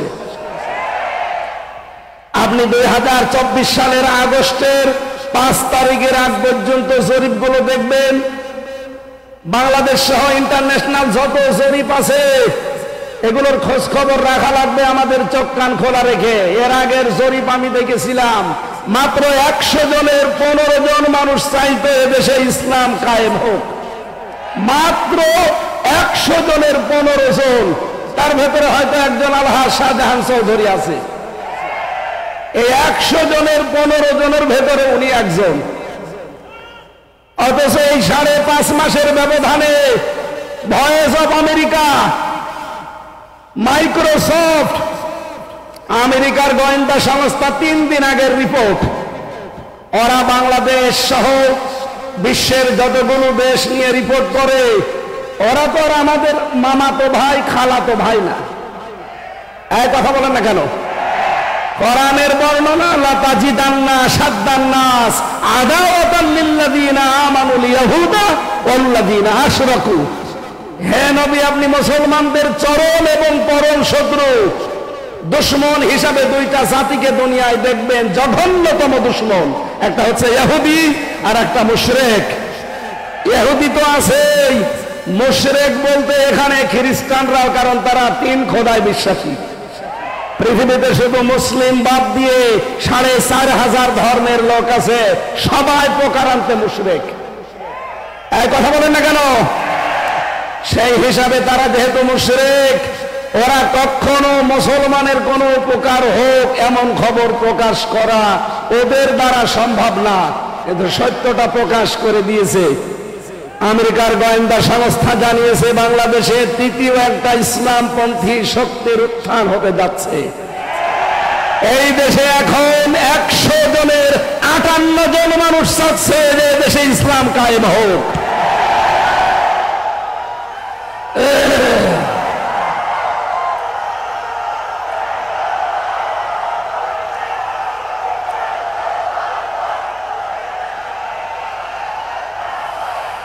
আলহামদুলিল্লাহ। সেই হিসাবে আমি বিশ্বাস করি সূরা নসরের এই 2 নম্বর আয়াত 100 ভাগ। আপনারা না 98 ভাগ? কত ভাগ? ফি দীনিল্লাহি আফওয়াজা, দলে দলে, পালে পালে মানুষ ইসলামে প্রবেশ করবে। আগে আলহাজ শাহজাহান চৌধুরী যদি কুষ্টিয়ায় যেতেন, খুব বেশি হলেও 200 থেকে 500 মানুষ হতো। এখন শাহজাহান চৌধুরী কুষ্টিয়ায় যাক, আমিরে জামাত ডক্টর শফিকুর রহমান কুষ্টিয়ায় যাক, চরমনায়ের পীর সৈয়দ রেজাউল করিম সাহেব যাক, 200-500 না, 2 থেকে 5 লাখ মানুষ কমপক্ষে হবে, কোনো ব্যাপারই না। এটা আফওয়াজার ভেতরে পড়ে না। মাত্র 5 মাসের ব্যবধানে যদি অবস্থা আল্লাহ তৈরি করে দেয়, আর 5 মাস যেতে দেন। এই জন্য সৈয়দ মুফতি রেজাউল করিম হাফিজাহুল্লাহ 3 দিন আগে উনি সাংবাদিকদেরকে জানিয়েছেন যে নির্বাচন 1 থেকে 1.5 বছর পর হোক, অসুবিধা নেই। পেছন দিক থেকে দেখলাম একজন জামা টেনে ধরছে। তার মানে সে বুঝে ফেলেছে যে না, হবে না। এ হুজুর সব এক হয়ে গেছে। দেশের দাড়িওয়ালা, টুপিওয়ালা, নামের আগে যাদের মোহাম্মদ, নামের শেষে হুসাইন, এদেরকে আর থামানো যাচ্ছে না। এরা সব এখন এক হয়ে গেছে। সুতরাং আমি বিশ্বাস করছি কিছুদিনের ভেতরে দেখবেন 100 জন মানুষ বাংলাদেশে বলবে আমরা কোরআনের রাজ কায়েম করতে চাই। আল্লাহ যেন এটা দেখে মরার তৌফিক দেন, বলেন আমিন। জেলখানার 3টা বছরে ফাঁসির কন্ডেম সেলের ভেতরে যেহেতু যোগাযোগ বিচ্ছিন্ন ছিলাম, আল্লাহর সাথে সম্পর্ক আমার খুব ভালো ছিল। 24টা ঘন্টায় কোনো কাজ নেই। বই পড়ার জন্য কারারক্ষীকে বললে যেহেতু দেবদুলাল এনে দিত বঙ্গবন্ধুর আত্মজীবনী, ও ছাপা পড়ে আমি করবো কি? বলতাম যে স্যার একটু বই এনে দেন। একদিন নিয়ে এসে দিল বঙ্গবন্ধুর ছেলেবেলা। আমি বললাম এটা লাগবে না। তারপরের দিন বললাম, উনি নিয়ে এসে দিল বঙ্গবন্ধুর চীন সফর। স্যার আর বই নেই? হ্যাঁ আছে, নিয়ে আসেন। এরপরে নিয়ে এসে দিয়েছে বঙ্গবন্ধুর আত্মজীবনী। একদিন রাগ করে বলে ফেললাম যে বই নিয়ে আসার আর জায়গা পান না, আমার ফাঁসি চাই, এই বইটা নিয়ে আসতে পারেন না? এই বই পড়তে নেই। পড়তে নেই কেন? ওইটা নিয়ে আসেন। আমি মেজর ডালিম বলছি ওই বইটা নিয়ে আসেন। আপনি যেহেতু অন্য ধর্মের মানুষ, আপনি তো আনবেন না। তো অন্তত কোন মুসলমান কারারক্ষীকে বলেন সে যেন একটা তাফসির আমার এনে দেয়। আল্লাহর ইশারা এনে দিয়েছে ফি জিলালিল কোরআন আর তাফহিমুল কোরআন। আমি যেই দুইটাকে সবচাইতে বেশি ভালোবাসি। 3টা বছর মাওলানা মামুনুল হক, মাওলানা শাকাওয়াত হোসেন রাজি আর মুফতি নূর হোসাইন নুরানি হাফিজাহুল্লাহ 3 জন আলেম আমার পাশে ছিল। খুব বড় মাপের আলেম তারা, কওমি মাদ্রাসার বড় ভালো মানুষ। অনেক অবদান আমার এই 3 বছরে তাদের জীবনে আর আছে। আমি তাদের কাছে ঋণী হয়েছি। তাদের কাছে অনেক কিছু পেয়েছি, বিশেষ করে আরবি গ্রামার। আমি কোরআনের সাথে তাফসিরের সাথে মিলিয়ে মিলিয়ে যেগুলো পেয়েছি, 3টা বছর আল্লাহকে আমি একটা কথাই মনে হয় বেশি বলেছি, আল্লাহ জীবনে আমি কিচ্ছু চাই না। কোনদিন বের হতে পারবো কিনা তাও জানি না, কারণ জালেম যে এইভাবে পড়ে যাবে কেউ কল্পনাও করে না। আমার একটাই দোয়া ছিল, মাবুদ যদি বাইরে কোনোদিন যেতে পারি, অল্প সময়ে মেন কথাগুলো তোমার বান্দাদের সামনে সহজ সরল ভাষায় যেন বলতে পারি, সেই তৌফিক আমাকে দিও। আর আমি চর্ম চোখে যেন দেখে মরতে পারি যে 56,000 বর্গ মাইল এই কালাম দিয়ে চলছে।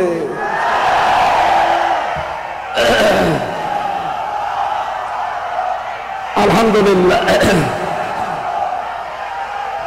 যেহেতু আমি মাসলুম ছিলাম ওই সময়, 3টা বছরই আমি প্রায় অসুস্থ ছিলাম। মাঝে মাঝে কারারক্ষীদেরকে কিছু হাদিয়া তোফা দিয়ে বলতাম যে ভাই কিচ্ছু চাই না, শুধু আল্লামা সাইদি উনি যেহেতু হাসপাতালে থাকে মাঝে মাঝে আমার একটু হাসপাতালে নিয়ে চলেন, অন্তত 10-15 মিনিট সময় পাই। আল্লাহর ওলির কাছ থেকে শেষ কিছু কথা শোনা যাবে। উনি আমার শেষের দিকে 10টা মিনিট উপদেশ দিয়েছিলেন, হামজা আমার হয়তো জীবনে বের হওয়া যাবে কিনা জানি না, তবে যদি বাইরে যেতে পারো, আমার 2টা কথা বেশ ভালো মনে আছে, চট্টগ্রাম আর খুলনা, এই 2টা জায়গার নাম তিনি বলেছিলেন যে এই 2 জায়গায় যদি যেতে পারো, বাংলার জনগণকে এই 2 জায়গায় জানাবে কোনদিন আমি কোরআনের কথা বলতে পিছপা হইনি, তোমারও নির্দেশ দিলাম কোনদিন পিছপা হবা না। ওটা আমার মাথায় হাত দিয়েছিল, আমার মনে হচ্ছে এখন ওনার হাত আমার মাথায় লেগে আছে। আমি ওনার এই কথাটা যেন মরণের আগ পর্যন্ত মেনে চলতে পারি, আল্লাহ তৌফিক দেন, বলেন আমিন। কারণ সেই জবান কোরআন বলে, ওই জবানে কোনো ভয় থাকা উচিত না। কথা বলেন। রব্বুল আলামিন বলেন কিতাবুন উনজিলা ইলাইকা ফালা ইয়াকুন ফি সাদরিকা হারাজুম মিনহু লিতুনযিরা বিহি ওয়া যিকরা লিল মুমিনিন। বলেন আল্লাহু আকবার। সূরা আরাফের 2 নম্বর আয়াতে আল্লাহ বলেন এই যে একখানা কিতাব হে নবী আপনাকে আমি দিলাম, কি করবেন এটা নিয়ে? মানুষকে যখন এটা দিয়ে সতর্ক করবেন আপনার মনের ভেতরে যেন কোনো সংকীর্ণতা না আসে, কোন ভয় ভীতি দ্বিধা দ্বন্দ্ব সংশয় সন্দেহ, এরকম 33টা অর্থ আছে এই শব্দের। আপনার মনের ভেতরে যেগুলো জায়গা না পাই, আমরা তো ওই মন নিয়েই কথা বলতে চাই, কিন্তু এই 15.5 বছরে ওই মন নিয়ে কথা বলতে গিয়ে সালেমরা আমারে আটক করে রেখেছিল। আমার মতো হাজার হাজার আলেমদেরকে তারা জেলখানায় আটক করেছিল। কথা বলেন ঠিক কিনা? কিন্তু আলেমদের কণ্ঠ রোধ করা গেছে। মুফতি জসিমউদ্দিন রহমানী 12 বছর পরে বের হয়ে আপনি তাকে থামাতে পেরেছেন। মাওলানা মামুনুল হক 3 বছর পরে বের হয়ে থামাতে পেরেছেন। আল্লামা সাইদি রহমতুল্লাহ আলাইহি 13 বছর পরে যদি বের হতেন তাকে থামাতে পারতেন না। এই জন্য আমরা চেষ্টা চালাবো হারাজন শব্দের হক আদায় করে কথা বলার। হারাজনের ব্যাখ্যা আমি পেয়েছি 2টা। 1 নম্বরে তাফসীরে ফি জিলালিল কোরআনে পাবেন, রব্বুল আলামিন বলেন হে নবী আপনি যখন কোরআন প্রচার করতে যাবেন, অনেক মানুষ এমন আছে আপনার কণ্ঠে কোরআন শোনার পর ওরা না বুঝে মন খারাপ করতে পারে, এরকম মানুষ চট্টগ্রাম বিভাগে নেই? আছে। ওই যে আলহাজ শাহজাহান সাহেব বলছিলেন না যে আমরা আপনাদের শত্রু না, আপনারা বিভিন্ন দরবারের নাম নিয়ে বিভিন্ন কল্যাণের নাম নিয়ে কাজ করছেন, ইসলামের করেন, কিন্তু আসেন এই মাহফিলে। আপনাদেরকে আমরা কোরআনের দিকে ডাকি, আর এটা আমরা আন্দাজে ডাকি না। কুল হাদিহি সাবিলি আদউ ইলাল্লাহ আলা বাসীরাতিন আনা ওয়া মান ইত্তাবানি। সূরা ইউসুফের 108 নম্বর আয়াতে আল্লাহ বলেন হে নবী আপনি বলেন এইটাই আমার পথ, এইটাই আমার, আমি মানুষকে আল্লাহর দিকে ডাকি, আমি আন্দাজে ডাকি না, আমি বুঝে শুনে ডাকি। এইটাই আমার পথ এবং আমাকে যারা অনুসরণ করবে তাদের এই একই পথ। সেই হিসাবে আমরা আপনাদেরকে আহ্বান জানাচ্ছি আপনি আসেন কোরআনের কাছে, কোরআন পড়েন, কোরআন বোঝেন।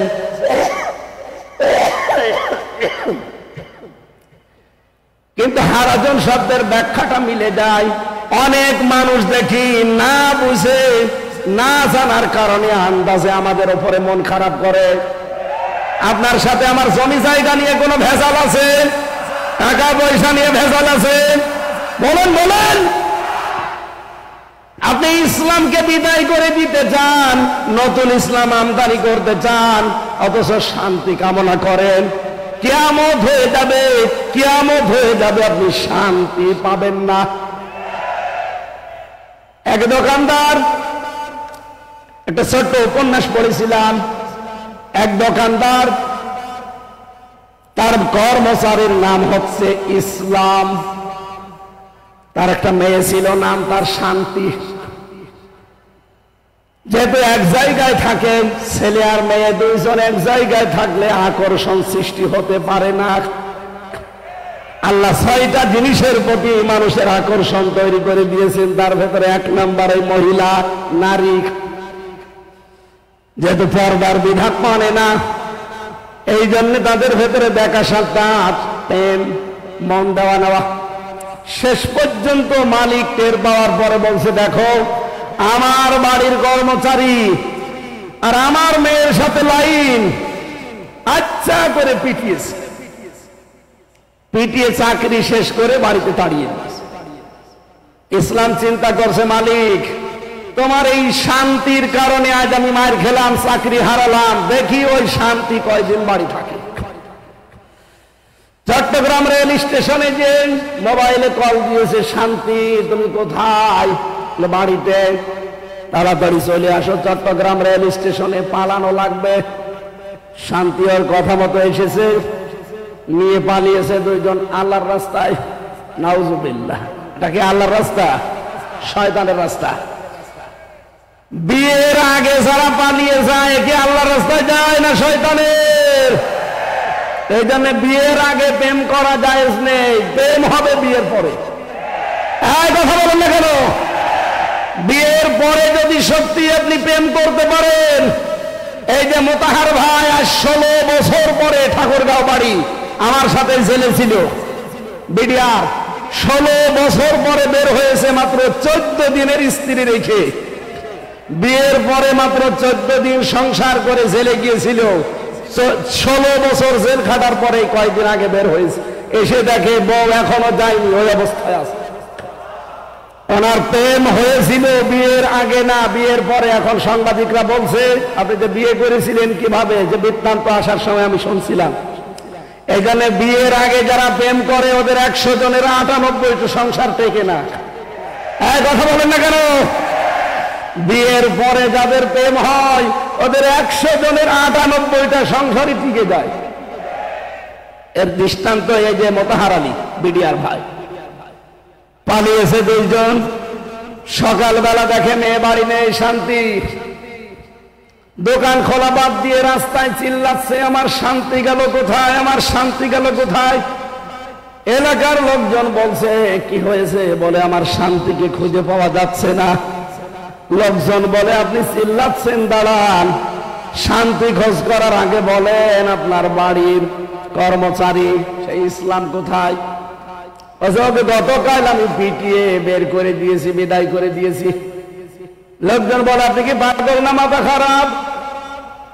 ইসলামকে পিটিয়ে ঝাঁটিয়ে বিদায় করে দেওয়ার পরে আপনি শান্তি তালাশ করেন? ইসলাম যেখানে শান্তি সেখানে। আজ আপনি ইসলাম যেটা আসল ওইটা বাদ দিয়ে নতুন ইসলাম আমদানি করে বিভিন্ন দরবার কায়েমের মাধ্যমে চালিয়ে যাচ্ছেন। যখন তাফসীর করা হয় ওইগুলো টেকে না, তখন আপনার মন খারাপ হয়। এই কথা বলেন, আপনি শান্তি দিতে পারবেন না, আরো অশান্তির দাবানল ওখানে জ্বলবে। হারজনের দ্বিতীয় ব্যাখ্যা পেয়েছি। হে নবী, আপনি যখন কোরআন থেকে তাফসীর করবেন, ব্যাখ্যা বিশ্লেষণ জানাবেন, তখন দেখবেন সমাজে অনেক নিয়ম নীতি চালু করা আছে ইসলামের নাম বলে, যেহেতু আগে ওইগুলো ইসলাম আসলে না, মানুষের বানানো। আপনি আসল ইসলামের কথা বললে ওইগুলো টিকবে না। যারা ওইগুলো নিয়ে এতদিন আবহমান কাল ধরে বিভিন্ন নাম দিয়ে ব্যবসা করে খাচ্ছে, তারা আপনার উপরে রাগ করবে। আপনার হাদিয়া তওফা নজর নিয়াজ তখন ওরা বন্ধ করে দেবে। আমাদের সারা দেশে এখন একই অবস্থা। কথা বলেন ঠিক কিনা? কথা বলার আগে এই 15.5 বছর তো কান পোড়া দিত। এখন কান পোড়া না দিলেও এই কথা বলে যে কোরআন থেকে আপনি কথা বলবেন, শুধুমাত্র কবরের কথা বলবেন। আরে ভাই, আপনি যে কবরের কথা বলার জন্য আমার কানের কাছে মুখ নিয়ে বলেন, কবরে তো সর্বপ্রথম শুরু হবে 3টা রাজনীতি। যারা আজ বলেন যে কোরআনের সাথে রাজনীতির সম্পর্ক নেই, আমার এই ছোট্ট মাথার ভেতরে 918 জায়গায় আয়াত পেয়েছি কোরআন দিয়ে রাজনীতি করা লাগবে। আমার চাইতে যারা বড় বড় মাথা নিয়ে বসে আছে ওনারা আরো বেশি পাবে। সুতরাং এই কথাগুলো যারা বলেন, আমার মনে হয় তারা কোরআন মানে কি তাও জানে না। ওদের পেটে যদি আপনি বোম মেরে বলেন যে কোরআন মানে কি, বলেন তো বলতে পারবে না। আমার যতটুকু বিশ্বাস, যারা কোরআনের কথা শুনলে শুধু রাজনীতির গন্ধ খোঁজেন, এখন নতুন নতুন করে কিছু মানুষ তৈরি হচ্ছে। আগামীকাল যিনি আসবেন তার পেছনে অনেকে অলরেডি লেগে গেছে। বিশেষ করে আমার চুয়াডাঙ্গার একজন, চাঁপাই নবাবগঞ্জের স্বামী স্ত্রী 2 জন, কিশোরগঞ্জের এক আল্লাহর ওলি, আগে ছাত্রলীগের সভাপতি ছিল। হাসিনা নমিনেশন দেয়নি, তাড়িয়ে দিয়েছে, বাধ্য হয়ে এখন খয়রাতি আর একটা দলে যোগ দিয়েছে। এই 4 জনের কথা সারা বাংলাদেশে আমি শুনতে পাচ্ছি। মিজানুর রহমান আজহারীর নাম ধরে ধরে বিষদগার চালাচ্ছে। ডক্টর মিজানুর রহমান আজহারীর নামে জামাতের প্রোডাক্ট বলার কারণে আল্লাহ একজন জাহান্নামের কিট জাহান্নামে পাঠিয়ে দিয়েছে। কথা বলেন না কেন? সাবেক এক প্রতিমন্ত্রীকে জাহান্নামের টিট ওইটা, কারণ তার আদর্শ মোহাম্মদ রাসূলুল্লাহ ছিল না, ওর আদর্শ ছিল কোন এক বাবা। কথা বলেন না কেন? সাফ কথা বলছি, বাংলাদেশে যার আদর্শ বিশ্ব নবী নয়, আপনি মরে গেলে বিনা হিসাবে বিনা বিচারে জাহান্নামে যাবেন। বিচারও লাগবে না, হিসাবও লাগবে না। আমি বানিয়ে বলছি। সূরা হুদ 12 নম্বর পারা 12 নম্বর পৃষ্ঠার 1 নম্বর লাইনের 98 নম্বর আয়াত। ইয়াকদুমু কওমাহু ইয়াউমাল কিয়ামাতি ফাআওরাদাহুমুন নার ইলা আখির আয়াত। যদিও আয়াতটা ফেরাউন সম্পর্কে নাযিল হওয়া, যত তাফসীর পড়েছি সব মুফাসসির আয়াতের বক্তব্যে সামারাইজ এইটা দিয়েছেন, যেই দলের নেতা জাহান্নামে যাবে ওই দলের কর্মী সব তার সাথে জাহান্নামে যাবে। আপনি এবার বিবেককে জিজ্ঞাসা করে দেখেন, আপনার নেতা কি জান্নাত পাওয়ার মতো? আপনি এমন নেতার আদর্শ মানেন যার রাত 9টার পরে ঠিক মতো পা মাটিতে পড়ে না, তাল গাছকে ধাক্কা দিয়ে বলে ভাই সাইড দিয়ে আর কতক্ষণ দাঁড়াবো? কথা বলে না কেন? এই জন্য রাজনীতির গন্ধ না খুঁজে মাওলানা আজহারীকে যারা জামাতের প্রোডাক্ট বলে চালানোর কারণে মারা তো গেছে, আমার মনে হয় অলরেডি ও জাহান্নামে চলেও গেছে। কারণ তার আদর্শ যেহেতু বিশ্ব নবী ছিল না, যার আদর্শ নবী মুহাম্মদ রাসূলুল্লাহ না, সে কোথায় যাবে? আরো জোরে বলেন। এখন যারা এগুলো বলছেন জনগণকে বিভ্রান্ত করার জন্য, উনি অ্যাক্টিভ ভাবে কোন রাজনৈতিক দলের সাথে নাম লিখাননি। কথা বলেন না কেন? আরো জোরে বলেন। আরে ভাই, এই গত 4 দিন আমরা যারা কথা বলছি, মাওলানা আব্দুল্লাহ আল আমিন, মাওলানা কামরুল ইসলাম সাঈদ আনসারী, সাজ্জাদ কামাল উদ্দিন জাফরি হাফিজাহুল্লাহ, আমি আমির হামজা সহ, যদি কোনো ট্যাগ আমাদের পেছনে দিতেন তাও হয়তো কেউ বিশ্বাস না করুক, শয়তান হালকা বিশ্বাস করত। কিন্তু আপনি ওই লোকটার নামে এমন একটা ট্যাগ লাগিয়ে দিচ্ছেন, শয়তানও বিশ্বাস করে না। আল্লামা সাঈদের বিরুদ্ধে যে মামলাগুলো দিয়েছিল তার ভেতরে একটা ছিল ধর্ষণের মামলা। যেই মহিলাকে ধর্ষণের মামলা দেওয়ার জন্য ওই মহিলাকে নিয়ে এসেছে, এটা অ্যাডভোকেট তাজুল ইসলাম। উনি জিজ্ঞাসা করছে, মা আপনাকে আল্লামা সাঈদী ধর্ষণ করেছে? বলছে জি হ্যাঁ। আপনার জন্ম তারিখ কত, জন্ম সাল? যে 1975। 1975 সালে আপনার জন্ম, আর 1971 সালে উনি আপনাকে ধর্ষণ করেছে। ওটা কি রুহের জগতে? এ পোড়াটা যে বানোয়াট, এটা আমি নিজের জীবন দিয়ে টের পেয়েছি।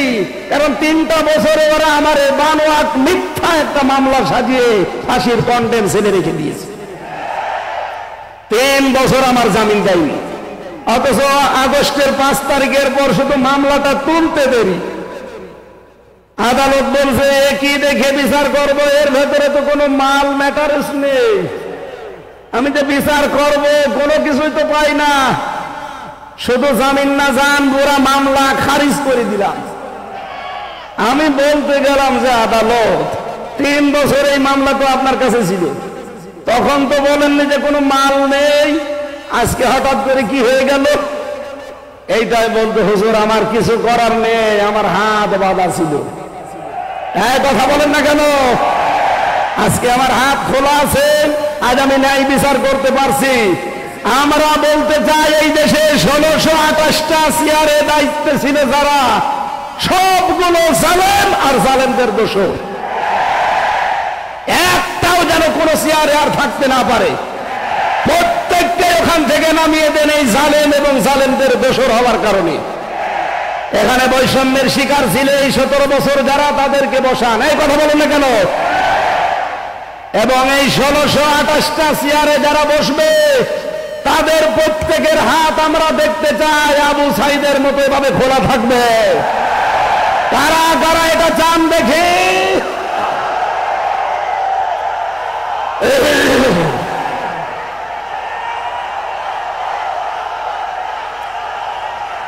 আলহামদুলিল্লাহ।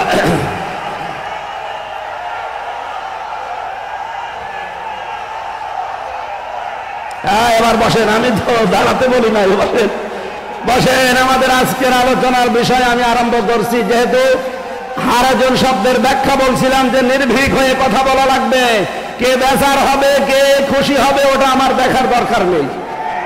আমি দেখতে চাই আমার আল্লাহ কি বলেছে, রাসূল কি করেছে। এ কথাটা বলেছিলেন বিংশ শতাব্দীর একজন মুজাদ্দিদ। এই যে এই বইটায় যার ছবি দেখতে পাচ্ছেন, মাওলানা সাজ্জেদ আবুল আলা মওদুদী রহমতুল্লাহ আলাইহ, তার এই কথাটা বিশ্বের হাজার হাজার লক্ষ লক্ষ মানুষের কলিজায় লেগেছে। যে আমি ইসলাম মানতে গিয়ে কোনোদিন দেখিনি যে বাবা কি বলেছে, দাদা কি করেছে, পীর সাহেব কি বলেছে, না, আমি দেখতে পেয়েছি আল্লাহ কি বলেছে, রাসূল কি করেছে। আমরা তার এই কথাকে সামনে নিয়ে তাফসীরুল কোরআন মাহফিল লিখে দিয়েছেন। আমার তেলাওয়াতকৃত আয়াত সূরা বাকারার 278 নম্বর আয়াতটার উপরে ভিত্তি করে আমরা কথা বলবো। মুমিন জীবনের 7 দফা কর্মসূচি আমার আল্লাহ আমাদেরকে দিয়েছেন। মরণের আগে হলেও আমরা যেন এই 7 দফা কর্মসূচি দুনিয়ায় পালন করতে পারি, আল্লাহ তৌফিক দেন, বলেন আমিন। এই 7 দফা কর্মসূচি যদি আমরা পালন করতে চাই, এর এগেনস্টে, এর বিপরীতে আমাদের প্রকাশ্য শত্রু কে? আরো জোরে বলেন। শয়তান ও 7টা কর্মসূচি খাড়া করে রাখবে। আজকের আলোচনার বিষয় মুমিনের 7 দফা কর্মসূচি বনাম শয়তানের 7 দফা কর্মসূচি। দেখি আমরা কোনটা নিতে পারি। আল্লাহ রাব্বুল আলামিন জানিয়েছেন, ইয়া আইয়ুহাল্লাযীনা আমানু আতিউল্লাহা ইয়া আইয়ুহাল্লাযীনা আমানু তাকুল্লাহা ওয়া যারু মা বাকিয়া মিনার রিবা ইন কুনতুম মুমিনিন। এই বসেন বসেন, খুব গুরুত্বপূর্ণ বিষয়, এখান থেকে আজকে নিয়ে বাড়ি যাওয়া লাগবে। আমার প্রথম মুমিন জীবনের কর্মসূচি দফা 1 নম্বরে আমার আল্লাহ দিয়েছেন, মুমিন যেই সমাজে থাকবে ওই সমাজে সুদ থাকতে পারবে না। এখানে আল্লাহ ইমানদারকে ডাক দিয়েছেন, ওহে যারা ইমানের দাবি করো, আমাকে ভয় করো, ওয়াদারু মা বাকিয়া মিনার রিবা, সুদের যত বকে আছে সব ছেড়ে দাও, ইন কুনতুম মুমিনিন, যদি মুমিন দাবি করো। তাহলে মুমিন জীবনের 1 নম্বর দফা সুদ মুক্ত সমাজ তৈরি করা, আর এটাই বাংলাদেশে তৈরি করবে ফেরেশতারা। আরো জোরে বলেন, আরো জোরে বলেন। এই বাংলাদেশে এখন ইসলামী ব্যাংক আছে, যদিও জালেমরা এ সালামের মাধ্যমে ৭৫,০০০ কোটি টাকা এখান থেকে মারিং কাটিং করে ব্যাংকটা দুর্বল করে দিয়েছে। আমরা চাই আল্লাহ পাকে ব্যাংকে আবার দাঁড় করিয়ে দেবেন। এই ব্যাংকে মোশারাকা, মোদারাবা, মোরাবাহা, বায়ে সালাম, বায়ে ইস্তেসনা, বায়ে মুআজ্জাল, বায়ে ওয়াহেদা সহ প্রায় ২৮টা নিয়ম নীতি আছে ইসলামী অর্থনীতিতে। এই বাংলাদেশে যত ব্যাংকিং সেক্টর আছে, ব্যাংকিং ব্যবস্থা আছে, সমাজে এই দেশে যদি সরকারি ভাবে যাকাত কায়েম হয়, সবগুলোতে ইসলামী অর্থনীতির ভিত্তিতে ব্যাংক চলবে। কথা বলেন ঠিক কিনা? তখন ইচ্ছা করলেও আপনি আর সুদ খেতেও পারবেন না, সুদ দিতেও পারবেন না। আজ চট্টগ্রামের বিভিন্ন এলাকায় আমরা শুনেছি টাকা ছেড়ে রাখে, টাকা আসে না, নেই? বলেন বলেন। ১,০০০ টাকা দিলে মাসে মাসে ২০০ টাকা করে বেশি দেয়, তার মানে ১২০০ টাকা দেয়। এটা মায়ের সাথে জেনা করার গুনাহ হচ্ছে। চট্টগ্রামবাসী, আজকে থেকে কঠোর সিদ্ধান্ত নেওয়া লাগবে, আগামীর বাংলাদেশ হবে সুদ মুক্ত বাংলাদেশ। এটার জন্য যদি দল করা লাগে, এটার জন্য যদি মিছিল করা লাগে, এটার জন্য যদি মিটিং করা লাগে, এটার জন্য যদি ভোট দেওয়া লাগে, মুমিন জীবনের প্রথম দফা যেহেতু এইটা, এ কাজে আমরা আছি না নেই? আল্লাহ তৌফিক দেন, বলেন আমিন। 2 নম্বরে বেশি দফা মুসলিম না হয়ে আমরা কেউ মরব না। সূরা আলে ইমরানের 102 নম্বর আয়াতে আল্লাহ দলিল দিয়েছেন, ইয়া আইয়ুহাল্লাযীনা আমানু তাকুল্লাহা হাক্কা তুকাতিহি ওয়া লা তামুতুন্না ইল্লা ওয়া আনতুম মুসলিমুন। ওহে যারা ঈমানের দাবি করো, আমি আল্লাহকে ভয় করো যেভাবে ভয় করা উচিত, আর তোমরা মরবা না যতক্ষণ তোমরা মুসলমান না হতে পারো। আমাদের জাতির পিতা হযরত ইব্রাহিম আলাইহিস সালাম ইন্তেকালের আগে তার কলিজার টুকরা সন্তানদেরকে ডাক দিয়ে তিনি বলেছিলেন, ওয়া ওয়াসা বিহা ইব্রাহিম বানিহি ওয়া ইয়াকুব ইয়া বানিয়া ইন্নাল্লাহ হাসতাফা লাকুমুদ-দীন ফালা তামুতুন্না ইল্লা ওয়া আনতুম মুসলিমুন। হযরত ইব্রাহিম ও ইয়াকুব ইন্তেকালের আগে সন্তানদেরকে ডাক দিয়ে বললেন, কলিজার টুকরার সন্তানেরা, অবশ্যই আল্লাহ তোমাদের জন্য একটা দিনকে নির্ধারিত করেছেন, মনোনীত করেছেন। দিন মানে রাতের পরে যে দিন আসবে ওই দিন, ওটা ইসলাম। দিন মানে কি? আরো জোরে বলেন। ওই দিন তোমরা দুনিয়াতে মেনে চলবা। ফালা তামুতুন্না, আর মরবা না, ইল্লা ওয়া আনতুম মুসলিমুন, যতদিন মুসলমান না হতে পারো। এজন্য মুমিন জীবনের দ্বিতীয় দফা হবে মুসলিম না হয়ে আমরা মরব না। আল্লামা সাইদি রহমতুল্লাহ আলাইহি সারা জীবন যদি নিজে কোরআন পড়তেন, একটা শত্রু বাংলাদেশে পেতেন না। সারা জীবন যদি কোরআন বুঝতেন, একটা শত্রু তার থাকতো না। সারা জীবন যদি কোরআনে কারিম মেনে চলতেন, একটা শত্রু তার বাংলাদেশে থাকতো না। তিনি যেই বলেছেন এই কোরআন আমি নিজে পড়বো, নিজে বুঝবো, নিজে মানবো, শুধু তা না, এটা আমি মানুষকে মানাতে চাই। এই কথা বলুন, তখনই তার শত্রু হয়ে গেছে। চট্টগ্রামের আলেমদের আলেম, হাজার হাজার আলেমের উস্তাদ, হেফাজত ইসলাম বাংলাদেশের সাবেক আমির মরহুম আল্লামা শাহ আহমেদ শফি রহমতুল্লাহ আলাইহি যতদিন বলেছেন আমি কোরআন পড়বো, বুঝবো, নিজে মানবো, একটা শত্রুতার ছিল না, এদেশে অনেকে চিনতো না। যেই বলেছে না আমি এটা মানুষকে মানাতে চাই, তখনই তার নাম হয়ে গেছে তেতুল হুজুর। এই জন্য আমাদের এই দেশে আমি মুসলমান না হয়ে মরব না।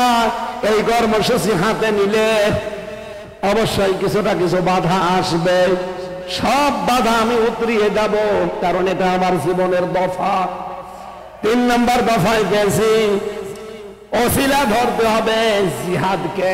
কাকে? সূরা মায়েদার 35 নম্বর আয়াতে দেখবেন, ইয়া আইয়ুহাল্লাযীনা আমানু তাকুল্লাহা ওয়াবতাগু ইলাইহিল ওয়াসিলাতা ওয়াজাহিদু ফি সাবিলিহি লাআল্লাকুম তুফলিহুন। বলেন আমিন। আল্লাহ ডাক দিয়েছেন, ইমানদাররা আমাকে ভয় করো, আর আমাকে পাওয়ার জন্য একটা ওসিলা তালাশ করো। সেই ওসিলার নাম হচ্ছে জিহাদ। নাম কি? তাহলে আশা করা যায় তোমরা সফল হবে।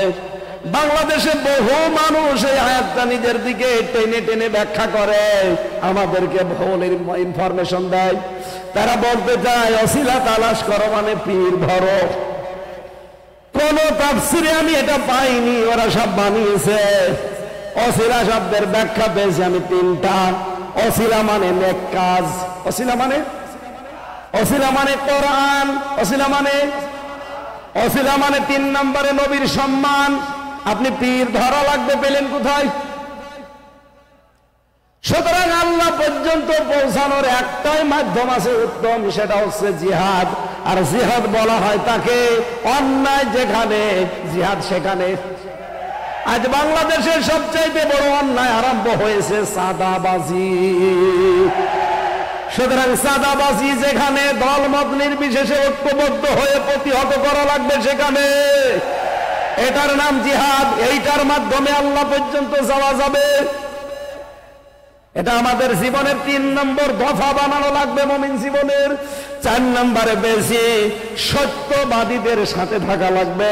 সূরা তাওবা 119 নম্বর আয়াতে আছে, ইয়া আইয়ুহাল্লাযীনা আমানুত্তাকুল্লাহা ওয়া কুনু মাস-সাদিকিন। ওহে যারা ইমানের দাবি করো আমাকে ভয় করো, আর দুনিয়ায় যারা সত্যবাদী তাদের সঙ্গে থাকো। জোরে বলেন সুবহানাল্লাহ। সত্যবাদী পৃথিবীতে আল্লাহর দৃষ্টিতে দ্বারা এই দুনিয়ায় যাদের সম্পর্ক কোরআনের সাথে আর কোরআন কায়েমের সাথে। আপনি তাফসিরে ফি জিলালিল কোরআন দেখবেন, এর ব্যাখ্যা আছে। 5 নম্বরের দফা পেয়েছি, সদা সত্য কথা বলা লাগবে। সূরা আহজাবের 70 নম্বর আয়াতটা দেখবেন, ইয়া আইয়ুহাল্লাযীনা আমানুত্তাকুল্লাহা ওয়া কুলু কাওলান সাদীদা। ও হে ঈমানদারেরা, আল্লাহকে ভয় করো আর কথা বললে সোজা সরল সত্য কথা বলো। এ নির্দেশ কার?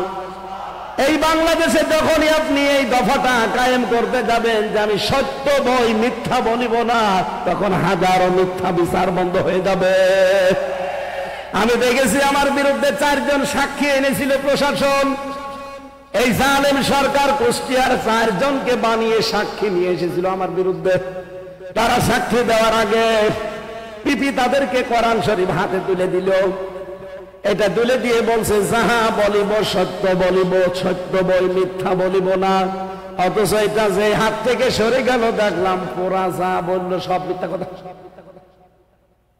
এটা আমার জীবনের দফা বানানো লাগবে। এটা আমি যদা যা বলবো এখন থেকে সদা সত্য কথা বলবো। কথা বলে না কেন? 6 নম্বরে আমি দফা পেয়েছি মুমিন জীবনের। এইটাই আমার মনে হয় আসল দফা। এখন থেকে বিশ্ব নবী মুহাম্মদুর রাসূলুল্লাহকে একমাত্র আদর্শ মানা লাগবে।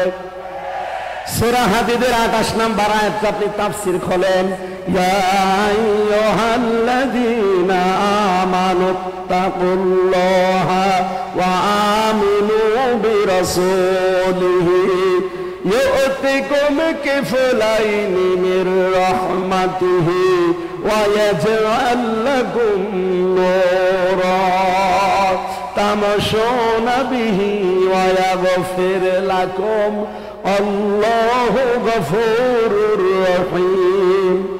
ওহেদার ঈমানের দাবি করো আমাকে ভয় করো, ওয়া আমিনু বিরাসূলিহি, আর আমার রাসূলের উপর ঈমান আনো। আই আতিউল্লাহ আতিউর রাসূল। এখানে তাফসিরে হাক্কানির ভেতরে মুফাসসির লিখেছেন রাসূলের উপর ঈমান আনা মানে তার আদর্শ মেনে চলা। আমি এজন্য আগেই বলেছি আপনাকে জীবনের দফা বানাবেন এইটা।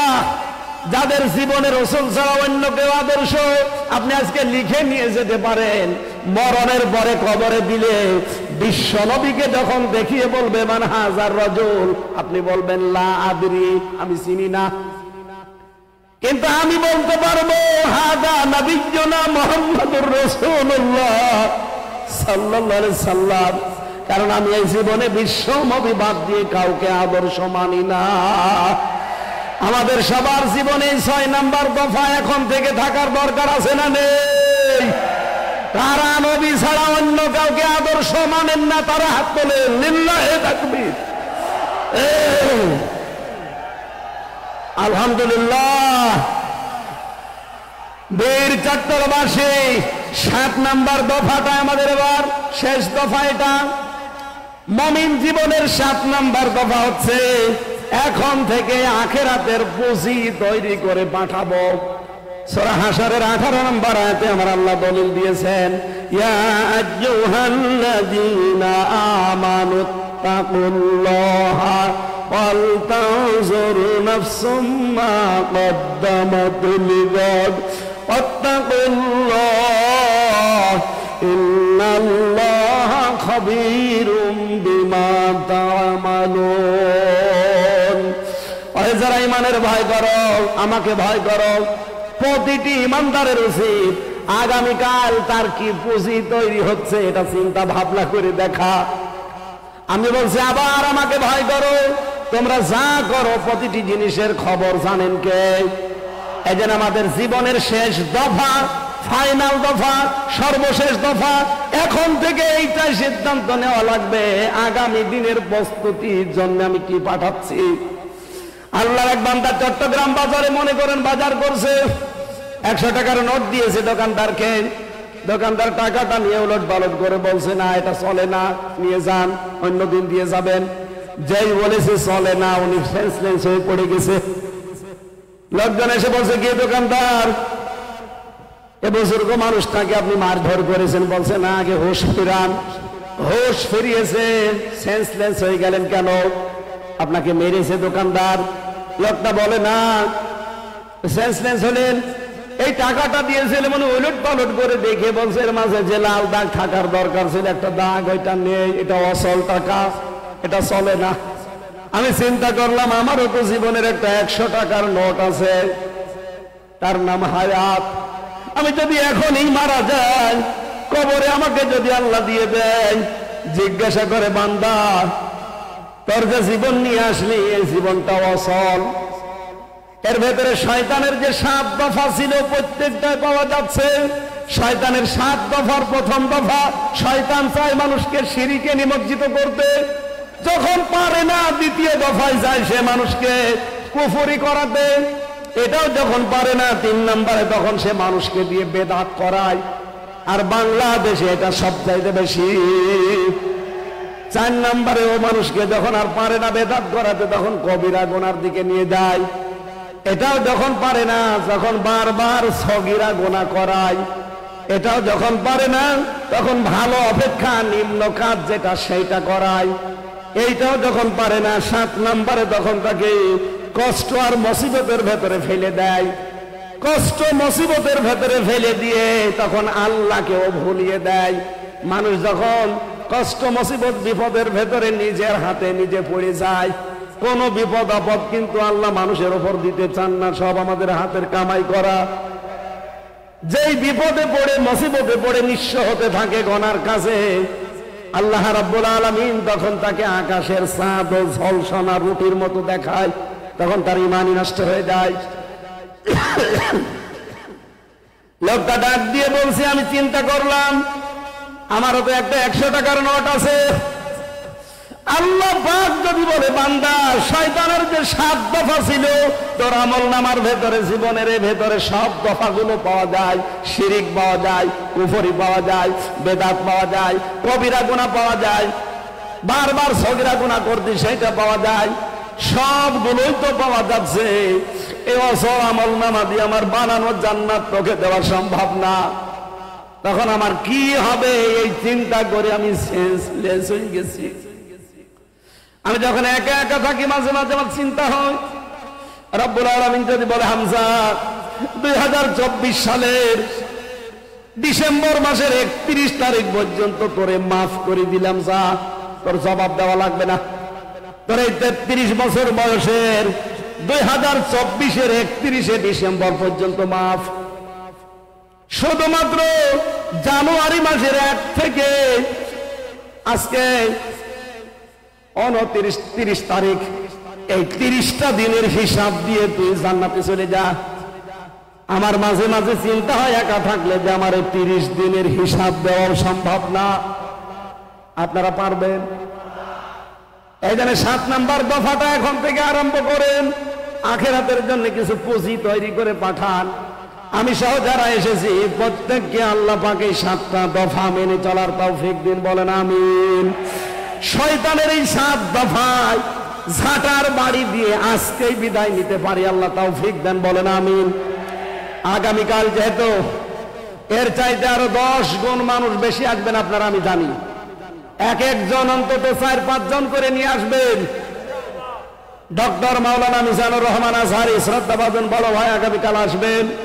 আমি আমার যতটুকু কণ্ঠ এবং স্বাস্থ্য দুইটাই আজকে শেষ, একটাও সাপোর্ট দিচ্ছে না, জোর করে আসলে হয় না। যতটুকু বলেছি এই গলার উপরে আর জীবনের উপরে জোর দিয়ে আল্লাহ আমাদেরকে মেনে চলার তৌফিক দিন। আগামীতে কোন জায়গায় সুন্নতি ময়দানে আগামীতে এক জায়গায় আসবো ইনশাআল্লাহ।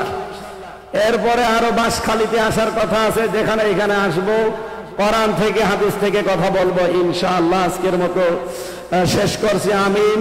বারাকাল্লাহু লানা ওয়া লাকুম ফিল কোরআনিল আযীম। আসসালামু আলাইকুম। মোনাজাত করে দিলাম। আল্লাহুম্মা আমিন। লা ইলাহা ইল্লা আনতা সুবহানাকা ইন্নী কুনতু মিনাজ জালিমিন। রব্বুল আলামিন, ঐতিহাসিক চট্টগ্রামের ব্যারেড ময়দানের দিকে তাকাও। 5 দিন ব্যাপী মহাবিশ্বের মহাবিশ্বয় কোরআনের তাফসীর মাহফিলের চতুর্থ রজনীতে লক্ষ লক্ষ বান্দা-বান্দী আমরা এখানে হাজির হয়েছি।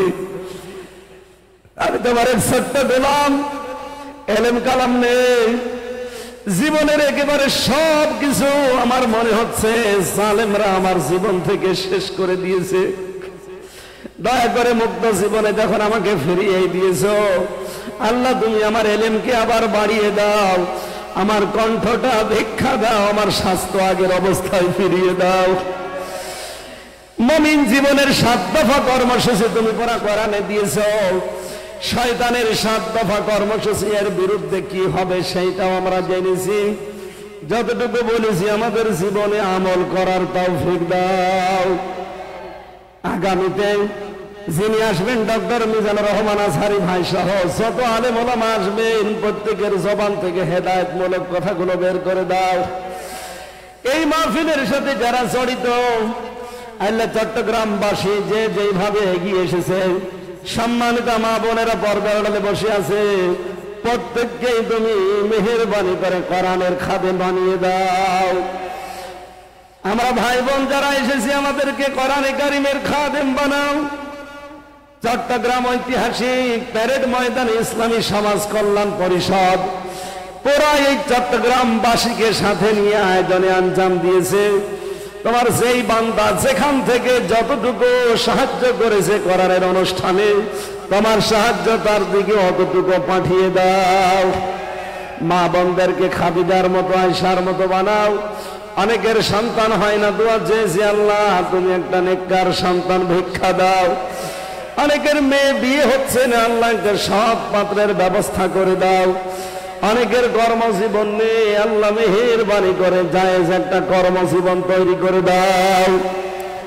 আলহাজ শাহজাহান চৌধুরী মাহফিলের সম্মানিত সভাপতি অধ্যক্ষ মোহাম্মদ তাহের সাহেব সহ যত আলেম ওলামা এখানে এসেছে, আল্লাহ তুমি আলেমদেরকে কবুল করে নাও। আমি আবার দোয়া করছি, আল্লাহ তুমি আমার কণ্ঠটা, আমার স্বাস্থ্যটা ভিক্ষা দাও, ভিক্ষা দাও। প্রশাসনের যে ভাইগুলো আজকে দায়িত্ব পালন করেছে, বাংলার প্রশাসনের উপরে রহমত নাযিল করো। জালেমদেরকে যখন বিদায় দিয়েছো আল্লাহ, কিয়ামতের আগে দেশের চেয়ারে কোনো জালেমকে বসতে দিও না। বৈষম্য বিরোধী ছাত্র আন্দোলনে যে ভাই বোনগুলো জীবন দিয়েছে, শাহাদতের মর্যাদা দান করো। চট্টগ্রামের মাঠের নিচে যত মানুষ ঘুমিয়ে আছে এদের জান্নাত দিয়ে দাও। মরহুম পীর সাহেব মাওলানা আব্দুল জব্বার, মাওলানা সিদ্দিক আসাদ, মাওলানা শামসুদ্দিন, তোমার অন্ধ গোলাম সহ যত আলেম এই এলাকা থেকে বিদায় নিয়েছে, ইসলামের খাদেম যারা ছিল, প্রত্যেকের কবর জান্নাত বানিয়ে দাও। এখানে বছরের পর বছর কোরআন থেকে যারা কথা বলতেন, বিশেষ করে শহীদ আল্লামা দেলোয়ার হোসেন সাইদি, আল্লাহ নবী ছোট্ট মানুষকে তার 3টা বছর তার খেদমতে আমি সময় কিছুদিন পেয়েছিলাম। তার যে উপদেশগুলো পেয়েছি জীবনের শেষ পর্যন্ত মেনে চলার তৌফিক আমাকে দান করো। তার কবরটাকে তুমি জান্নাতের সর্বোচ্চ মাকাম বানিয়ে দাও। তার পরিবারস্থ লোকদেরকে, শোক সন্তুষ্ট পরিবারকে তুমি ধৈর্য ধারণের তৌফিক দাও। রব্বুল আলামিন যারা শহীদ হয়েছে এদেশে ইসলামী আন্দোলনের জন্য, প্রত্যেক দিকে শহীদ হিসাবে তুমি কিয়ামতে ডাক দিও আল্লাহ। কখন কার কাছে আজরাইল চলে আসে জানি না। রব্বুল আলামিন, আমি আবার তোমার কাছে আমার কণ্ঠ আর স্বাস্থ্যটা ভিক্ষা চাচ্ছি। 3টা বছর জালেমের এই কয়েদখানায় আমি বহু রোগে আক্রান্ত হয়ে গেছি। শেফায়ে কামেলা আজেলা আমাকে ভিক্ষা দাও। মরণ আসলেই যেন বলতে পারি লা ইলাহা ইল্লাল্লাহু মুহাম্মাদুর রাসূলুল্লাহ। আসসালামু আলাইকুম।